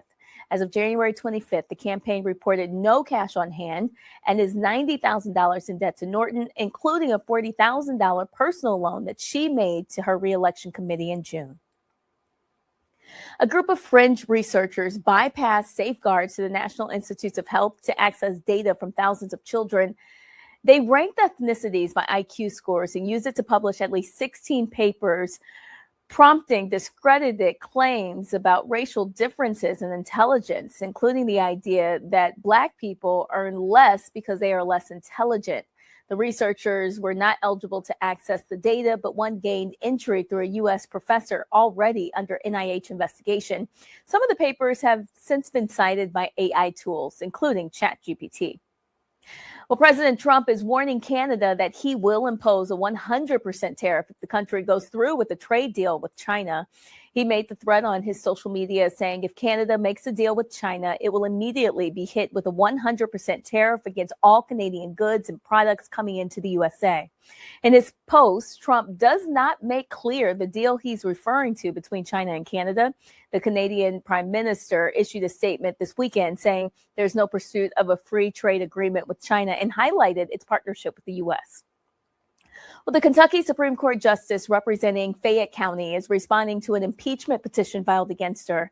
Justice Pamela Goodwine says she is aware of the petition and rejects what she calls baseless allegations. The statement says she will respond if asked by a House committee, but maintains the petition has no merit and should be dismissed. The petition was filed by Louisville attorney Jack Richardson, who claims Goodwine should have recused herself from a case. That case involved a 2022 law limiting the power of Jefferson County School Board. Richardson argues that Goodwine has a conflict of interest because she was endorsed by the governor who vetoed the law, a veto later overridden by the GOP supermajority, and Goodwine was elected to the state Supreme Court last November. Well, President Trump says that the DOJ and Congress are looking at Minnesota Democrat Representative Ilhan Omar. Omar has long been in Trump's crosshairs. He went on to say the DOJ and Congress are looking at Congresswoman Ilhan Omar, who left Somalia with nothing and is now reportedly worth more than $44 million. Well, Trump did not provide further details on the alleged investigation, but for weeks he has attacked Omar, the first Somali American elected to Congress. Trump has been criticized over his handling of immigration enforcement in the Minneapolis area. He and his allies have drawn renewed attention to fraud allegations involving Somali-run daycares. The president says that his administration is investigating massive fraud in the state. Roland. All right, then. We appreciate that. Folks, we've been telling you about what's been happening in Memphis. There's been a lot of focus in targeting of the Elon Musk, his XAI, and the turbines there, and the impact it is having on residents, Black residents there in Memphis. You've had city leaders and others who have allowed them to operate with impunity, not really holding them accountable. But now the EPA has issued a ruling. State Representative Justin Pearson joins us right now. Glad to have you back on the show. So take us through what action has the EPA, what have they actually said about these turbines? Yeah, the EPA affirmed what our community has said from the beginning, that Elon Musk and XAI were illegally operating gas turbines without a permit. They built a power plant and didn't go to the health department or any other agency asking for a permit to do so, and they polluted the air of our community more than the international airport. We're talking about thousands of tons of nitrogen oxides, 17.2 tons of formaldehyde sprayed into the air of this community, and there was no way for us to stop them because the mayor, of our city and our county supported this. The health department supported this, and the Chamber of Commerce, the Memphis Chamber of Commerce, led by Ted Townsend and Bobby White, were all supportive. And so it's very strange that Trump's EPA was the one to actually say the people in Boxtown, the people in Westwood, the people in my district and District 86 were actually on the right side of this. And Elon Musk and a lot of the Democratic institutions, lowercase d, that were supposed to protect our community, that were supposed to prevent this from happening, failed us. All right. So what next? I mean, that is huge that Trump's EPA, I mean, listen, they kissed the ass of companies left and right that they would actually issue this kind of ruling. Yeah, I mean, it affirms what the Clean Air Act has been saying the whole time. And what we were telling people was, look, they're asking whether or not there is an exemption. And if they're asking about it, that means currently there isn't one. And so anything that this company was saying about how they needed to have an exemption or have a year to be able to pollute as much as they want was completely false and was completely wrong. And so it affirms that the Clean Air Act is still the federal law of the land and it needs to be followed. And the reality is we're actually in a fight now because they took these same gas turbines, moved them to South Haven, which is just across the border, and they're now illegally operating them in South Haven. But as you know, when it comes to environmental justice, the communities that are most impacted are Black communities, Latino communities, poor communities, even poor white communities. And South Haven, Mississippi is the only county in the entire state that has an F in air quality. And so this is perpetuating harm that already existed before XAI. And we have a hearing on February 17th, which we're sending a lot of people to speak up about this because the air don't care if it's in Mississippi or if it's in Memphis. We share the air and the consequences are going to fall disproportionately on people who have COPD, disproportionately have asthma, disproportionately already have lung ailments, which is historically communities that have been polluted like our district right here in Memphis, especially in Southwest Memphis. And so it's going to be an organizing tool for us, but it's also for communities across the country that are fighting these data centers. They can't illegally pollute our neighborhoods. They have to go through permit processes, which allow for us to be able to have a say about what they are doing. These billionaire games can't continue to destroy our communities on the backs of poor folk. So has the city responded? Has the county responded to this EPA ruling, affirming what you and others have been saying? They are as quiet as they have ever been. I mean, the mayor, he put out a op-ed calling our community liars. Now he has nothing to say.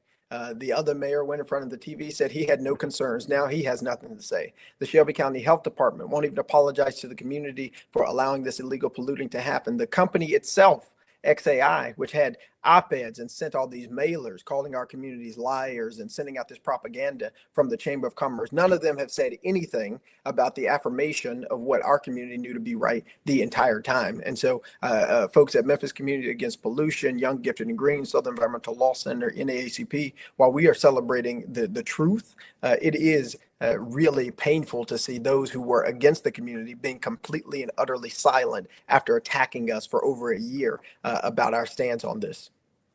This is a CNBC article. It said the EPA's updated rule clarifies that those kinds of turbines can't be designated as non-road engines, and companies must also obtain Clean Air Act permits before installing them, particularly if their aggregate emissions will go above major source thresholds of pollutions. And it says right here, the Shelby County Health Department in Memphis previously allowed XAI to designate its turbines as non-road engines and to start using them without any public comment and environmental impact review, as would have been required in a standard permitting process. The whole point of the city and the county is to protect the residents. These are the people. So I would hope, first of all, you got some elections coming up there. I would hope this is going to be an issue at the ballot box for the folk who don't give a damn about the air quality of the residents. Absolutely. And we got these elections coming up here in May, on May 5th. And before that, for early voting for a new county mayor, for folks on the county commission. And next year, we're going to have city council elections and a new city mayor election, because we have a responsibility as elected officials to protect our citizens, to protect our communities. That's the job. You swear your hand on a Bible or the Quran or whatever it is, and you swear an oath to protect our communities. And instead, a billionaire and $1 billion corporation was protected more than people who have a cancer risk that's 4 times the national average, people who are dealing with 18 toxic release inventory facilities surrounding our community already, who have historically been marginalized and historically been mistreated. And the people in power perpetuated the harm.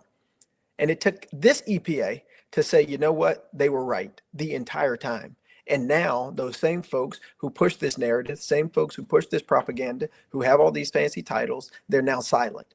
And so they're going to perpetuate this harm, pretending like our community wasn't right. This isn't how it's supposed to be, which is why we have to get new people in power who are going to hold them accountable. And that's exactly what we're going to do. All right, State Rep Justin Pearson, we still appreciate it. Thanks a lot. I appreciate you too.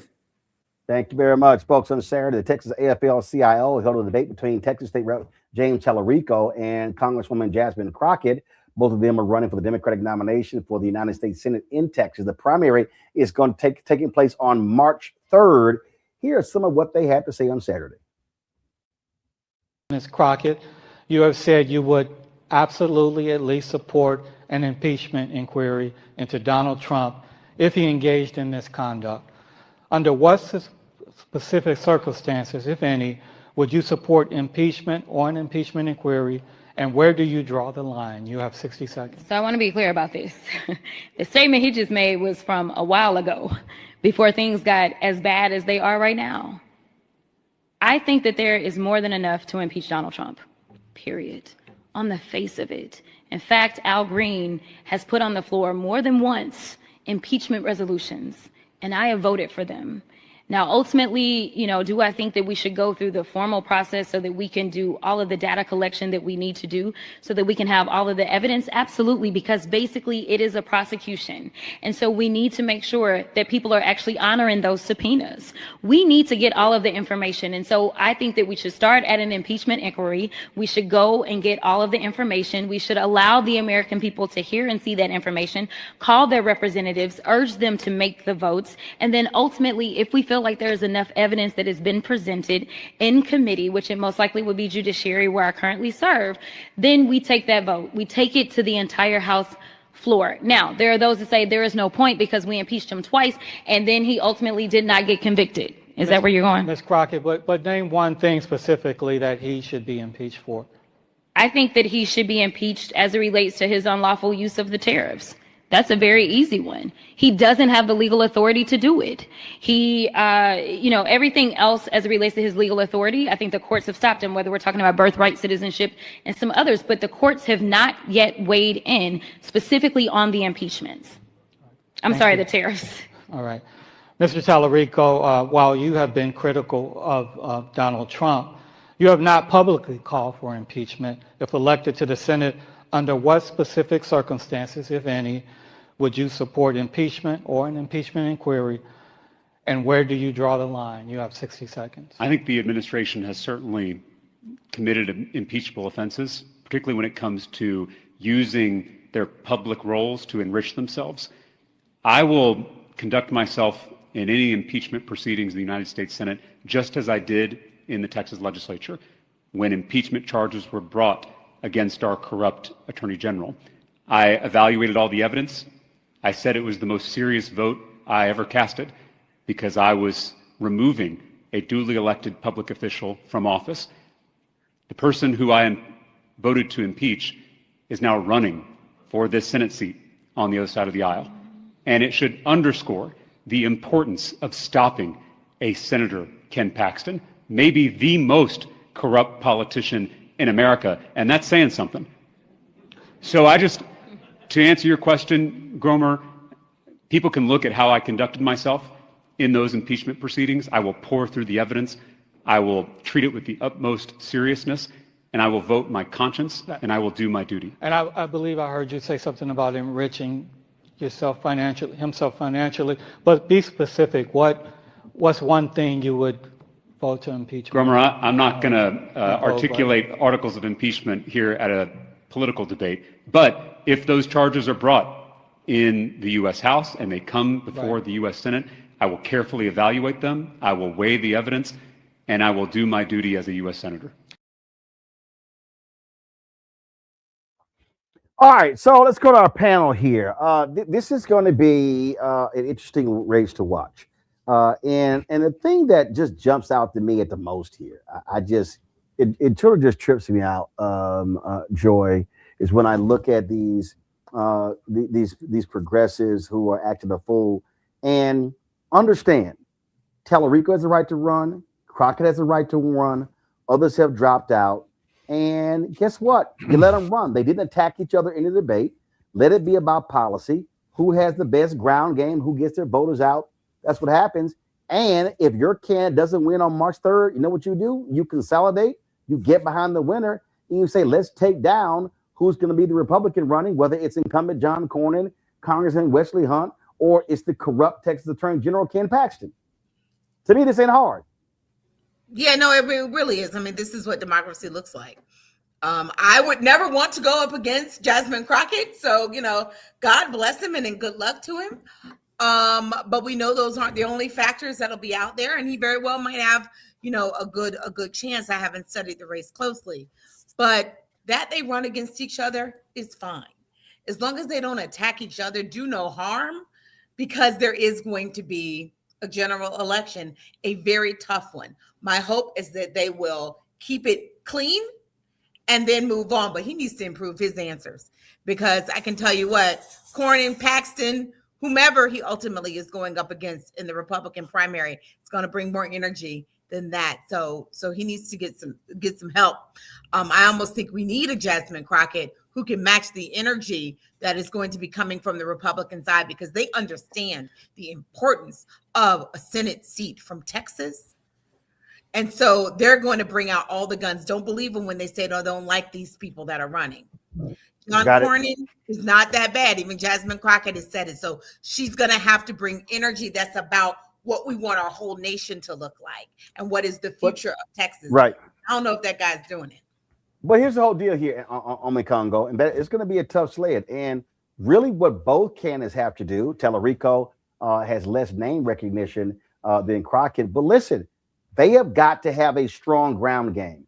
The only way that any Democrat has a shot in Texas is if they are not only are mobilizing and organizing in the large counties, Dallas County, Harris County, Bexar County, Travis County, you've got Tarrant County, but they have got to mobilize voters in East Texas, in West Texas, in South Texas. Where Democrats have gotten killed in Texas in statewide races is that they could do well in big counties and get destroyed in the rest of the state.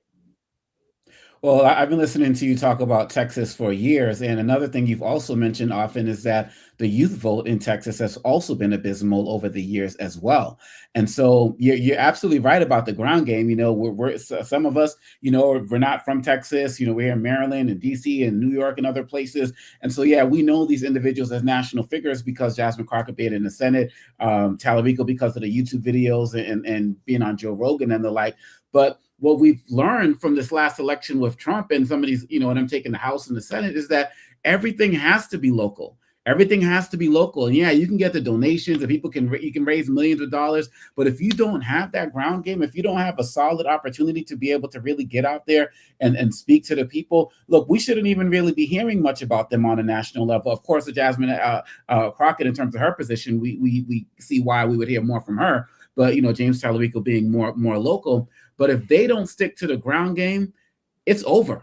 And there are so many things right now in Texas, across the country, it's bigger than one individual. And so the fact that they're coming out there from the beginning, being respectful before the debate, like from the way beginning, being respectful, being cordial. We know that whoever loses, the other is going to endorse the winner. That's what we need right now as it relates to the Democrats moving forward. And like you said, there's a lot of people outside in the progressive, quote unquote, progressive movement yapping away about this and that. But they need to focus on Texas. You mentioned in a couple of shows ago that what people are talking about on the national level, folks are going to be voting on that, about that in Texas. Even some of these international debates about like Israel and Palestine and the like, folks in Texas ain't focusing on that.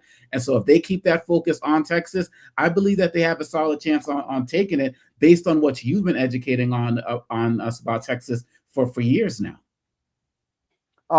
Listen, this is the reality, Scott. Tallarico can't survive alone based upon his popular TikTok clips. Jasmine Crockett can't win alone by her national media appearances.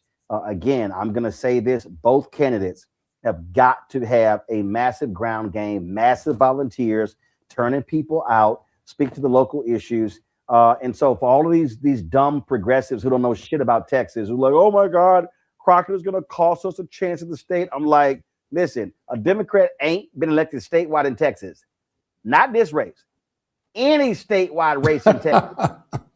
1988. And part of that is because they have not captured the attention, fired people up. They're going to have to do that. And so both of them have got to be putting strong campaign teams together that are putting a campaign infrastructure. You can have a great candidate.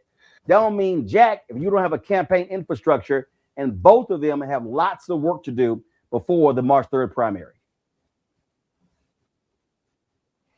Yeah, 2 points I want to share. The reason we're talking about this race is because it's a dichotomy of the struggle within the Democratic Party. Terrico is kind of moderate and to the center and wants to be right and just on everything and maybe take the fight directly to Trump. Jasmine Crockett, who may be far left or maybe not far left, she just wants to take the fight directly to Trump. And that's the microcosm of the debate on direction for the Democrats leading up to this year as well as 2028. And then lastly, I'd say it differently in regard to organization and boots on the ground is it takes a lot of money to register Black and brown voters. There are a lot of Black and brown voters who are unregistered who would vote Democrat. There are more Black and brown voters than white conservative voters, but yet we haven't had a win since 1988. So it's going to take a lot of money, whoever wins this, to register Black and brown voters, get them to the poll, and it's an expensive proposition. So both of them need to have the money. Whoever wins needs to have the money to do it, and they ought to start registering Black and brown voters right now, quite frankly, because you're going to need them in the primary. You're going to need them in the general no matter what. To me, that's the difference maker. Who's going to register those Black and brown voters and get them to the polls to outvote the Republicans? Historically, it has never happened, or it hadn't happened since 1988. Of course. And then, of course, the primary, the early voting in that primary begins in a couple of weeks. Let me thank Scott, Joy, and Omekongo for being on today's show. Appreciate it, folks. Thanks a lot.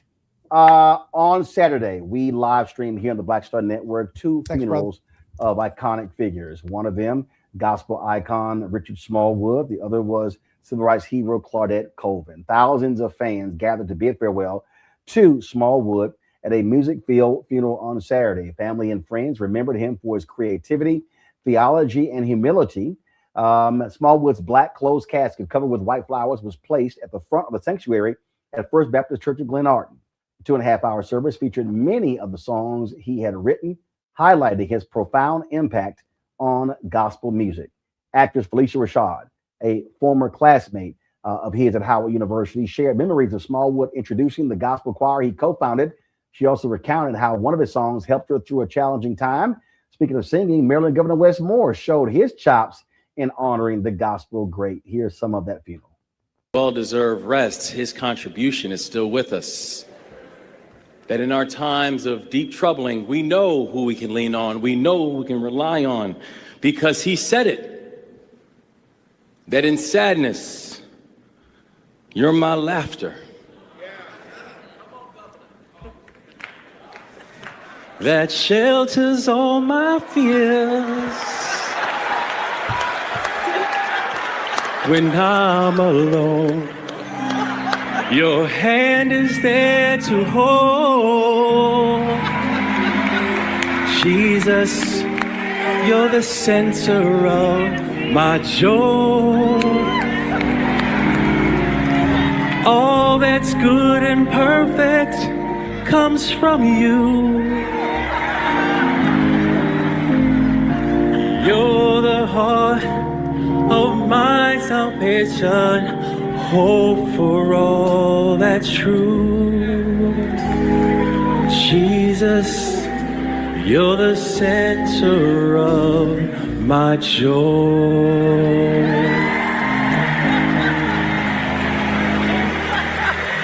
God bless you, Richard.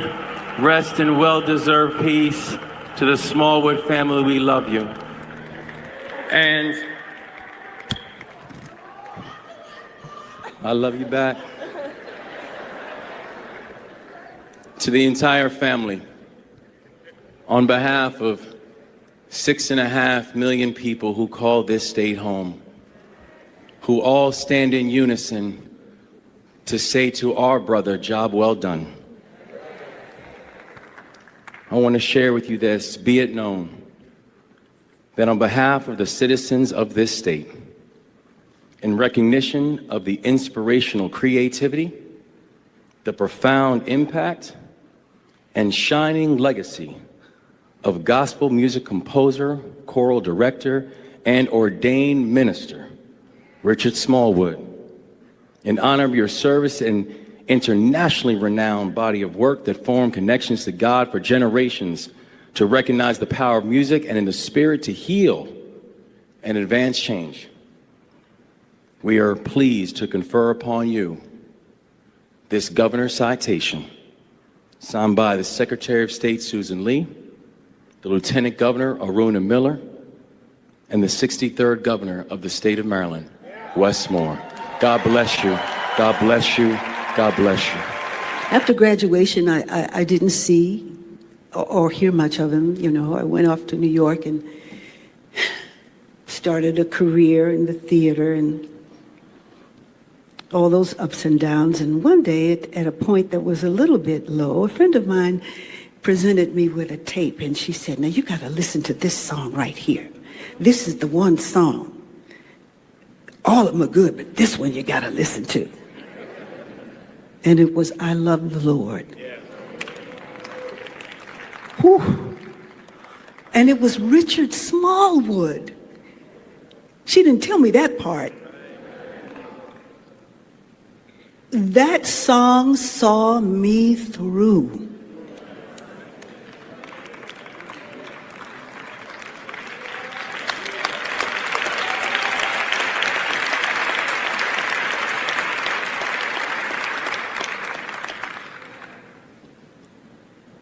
And you know through your own experience, and nothing refutes the truth of your own experience, that love of the Lord will bring you through each and every time.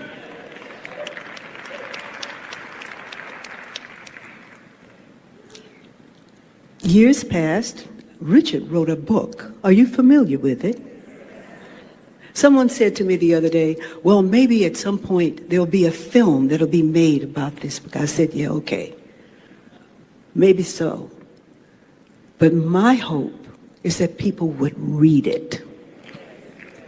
Because in reading it, you hear his voice. You hear him speak to his own life experience, the challenges he faced, who would have known, and how he always came through. Because Sir Richard's life and his life's work are affirmation of the power of remembrance, worship, and praise. I am so thankful. I am so thankful. I am so thankful.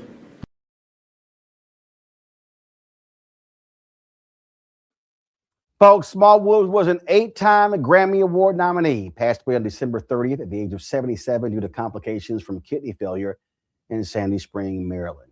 In Birmingham, Alabama, hundreds gathered to bid farewell to Claudette Colvin. She was recognized as a pivotal yet often unsung hero of the civil rights movement. She passed away on January 13th at the age of 86. During her funeral on Saturday, she was remembered not only for her courageous stand against Montgomery's segregation laws in the mid-1950s when she was just a teenager, but also as a hero in life. For her son, Colvin's heroism holds much deeper meaning.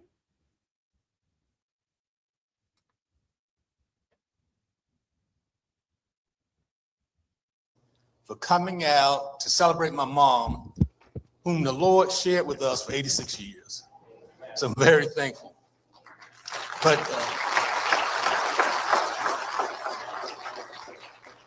But this also reminds me of when we moved her down from the Bronx and we had a celebration and we had a number of people that came out to visit and came out to share also. And I spoke for about 15 minutes then, and I had several pages of notes.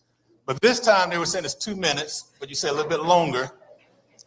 But what I did, I was sharing, I was spending time with my mom, and I said, do you think it would be all right if I still write down some notes, even though I'm only doing 2 minutes?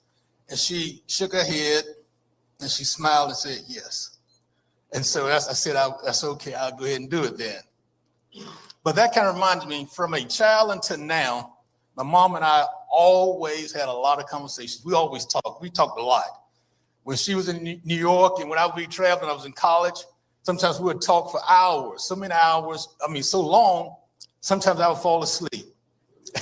And then I would wake up and I'd call the next day and I said, I'm sorry, I fell asleep, Mom. And we'd chuckle about it and laugh. But as people were saying, my mom was a good storyteller. She had a lot of history. And one thing she did, she instilled in me when she would talk, how to see the presence of the Lord in certain situations. That was what she would do. We would talk about the world, we would talk about communities, people, and families. But then after we would talk, then we would settle back, we would share, and we would reflect, and we were saying, what do you think? How do you think the Lord was trying to move in this case, in this situation? What do you think the Lord was trying to do? And we would also use the word. And one thing we would always often go back to is Romans 8:28. As we know that all things work together for the good to them that are called according to his purpose. And so those who love the Lord. And so that's what we were doing. And we went on from there to continue to talk. But on a personal note, this is what I always get asked. I always get asked by people, what was it like personally? How was it like being a son of Claudette Colvin? But I would say, after we talked about the world and things like that, she would talk about grace. And when I say grace, you might have heard her speak of her grandchildren. She would always talk about her grandchildren and her grands. She just loved them. She loved them. And you can also see that if you want to know what I'm talking about, just take a look at the grandchildren tribute in the program and you'll see what I'm saying. But this is the point and why she would do this. My mom felt, for those of y'all who know her story, my mom felt that the Lord actually saw her, saw some of the decisions she made, and decided to grant her grace and bless her with a long lineage of wonderful grandchildren and great-grands. So that was one reason she would do that. Again, she was looking for the Lord in that situation. In spite of everything that went on, she saw grace. And then, so I'm going to talk about the children because from then, they also will maintain respect and concern for other people. From there, they would do that. They went to top programs. I'm going to talk about them now. They went to top programs. They have advanced degrees in medicine, nursing, international affairs, and social work. They have one who served in the Air Force in radar and aerospace systems. They help keep us safe. They actually help keep the world safe using aerospace systems. We also have a grandson who is in the Navy, Navy Reserves, in electrician construction. And we also have one who served in the Army and received injuries while serving in the Middle East. So her grandchildren, to her, she felt blessed, and she felt that the Lord extended her grace based on what they were doing, how they used the talents and gifts that God blessed them with, and also how they sought to serve his country, like in the military, even in law enforcement. So she was very proud. But then I would say, when we wanted to take it easy, what would we do? And my wife would probably understand this, some of you all. I would sometimes go through a drive-through and just order 2 senior cups of coffee. And then we would actually just get the coffee, we'd drive, and I'd just pull over to the side and we'll park. And then we'd just kind of like chill out and talk and reflect and just kind of look around and just relax. That's what we would do. And we also would talk about the same kind of shows and movies. For those of you who know what I like, she likes to say, I was wondering why I like certain movies and certain types of movies, and she likes the same type. So I know why now, because we would talk about that. And the children, you all know what I'm talking about, the types of movies. But now I'm going to bring it all the way to the end, because my mom, and I'm saying with the grandchildren, she felt very blessed. And as she was transitioning, she got to speak with all the grandchildren. She got to close out, and she was with a lot of joy. And she just felt extremely blessed, because when she was winding down, she was still, we were able to set up the FaceTiming calls. And she got to thank them and share and just tell them how much she loved them. how proud she was of them, and so the grandkids and so forth. And that's how she was winding down. And so she was in a good mood. She told one, she said she's ready to see the pearly gates and say hello to the Lord. So she was at peace. But on that Tuesday morning, early, shortly after 5, I got the call from the chaplain. And after embracing the finality of things, I thought about it, and then I began to again look for the presence of the Lord, let's say, in all of this. And then as I was going through that period of reflecting on the finality of my mom passing, I actually felt, I was overjoyed. And I felt like I was the most blessed young man, blessed son, blessed child in the world. And then I just began to thank the Lord. And I thank God for blessing me with such a wonderful and caring mother. And I just spent the rest of that time just praising God and thanking him, because I just felt so blessed for having my wonderful mom. So with that, that's my testimony. Folks, again, these are our heroes, and we certainly were happy to stream the homegoing services for both. Just go to our YouTube channel on the Black Star Network app to actually check it out. Folks, Brittany Noble did our headlines as she's launched her daily show. That's right, every day at noon Eastern on the Black Star Network. You can check out the breakdown with Brittany Noble, covering the news and stories. And so today was the first day, and so y'all be sure to check it out every single day, noon Eastern. So when you're on your lunch break, you can also check it out. Thursday, we launch a weekly health show. That's right. Second Opinion with Dr. Ebony Hilton. We look forward to that as well. That's being brought to you by Procter & Gamble. And so great conversation, also different topics dealing with the issue of health. And so we're glad to have Dr. Ebony Hilton with us for a weekly show right here on the Black Star Network. Again, that's going to air on Thursdays. It'll stream at 11 a.m. and then we'll also repeat it at the end of the show, my show, at 8 p.m. Eastern. All right, folks, that's it for us. Don't forget, support the work that we do. Join our Bring the Funk fan club. If you want to support that work, listen, all this stuff costs money. And so we're trying to bring you the best news and information, doing something nobody else is doing here in Black America.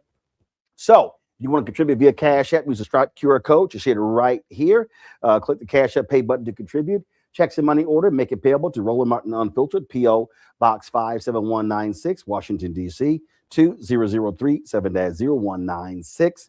PayPal is R Martin Unfiltered. Venmo is RM Unfiltered. Zelle, Roland at RolandSMartin.com. Roland at RolandMartinUnfiltered.com. Of course, download Black Star Network app, Apple phone, Android phone, Apple TV, Android TV, Roku, Amazon Fire TV, Samsung Smart TV. If you want to get our swag, get our Shop Black Star Network, go to shopblackstarnetwork.com. Roland Martin Unfiltered, Black Star Network swag, go to shopblackstarnetwork.com. Shopblackstarnetwork.com to check out our swag, our t-shirts, our hoodies, all of our different paraphernalia. You want to get it. If you want to support our Black-owned products that we have on there, go to Shop Black Star Network as well.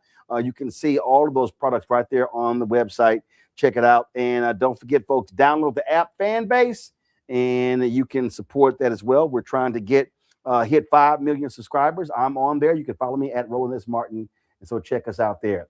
Folks, that's it. I hope y'all stayed safe. All of y'all been impacted by the ice and snow. I'll be back in the studio hopefully tomorrow, and because didn't want to get out there and have me and my staff, chancing it with the bad conditions. And so we all are working remotely today. And so it's really appreciated. Thanks a bunch. Folks, I'll see y'all tomorrow right here. Roland Martin Unfiltered on the Black Star Network. Holla!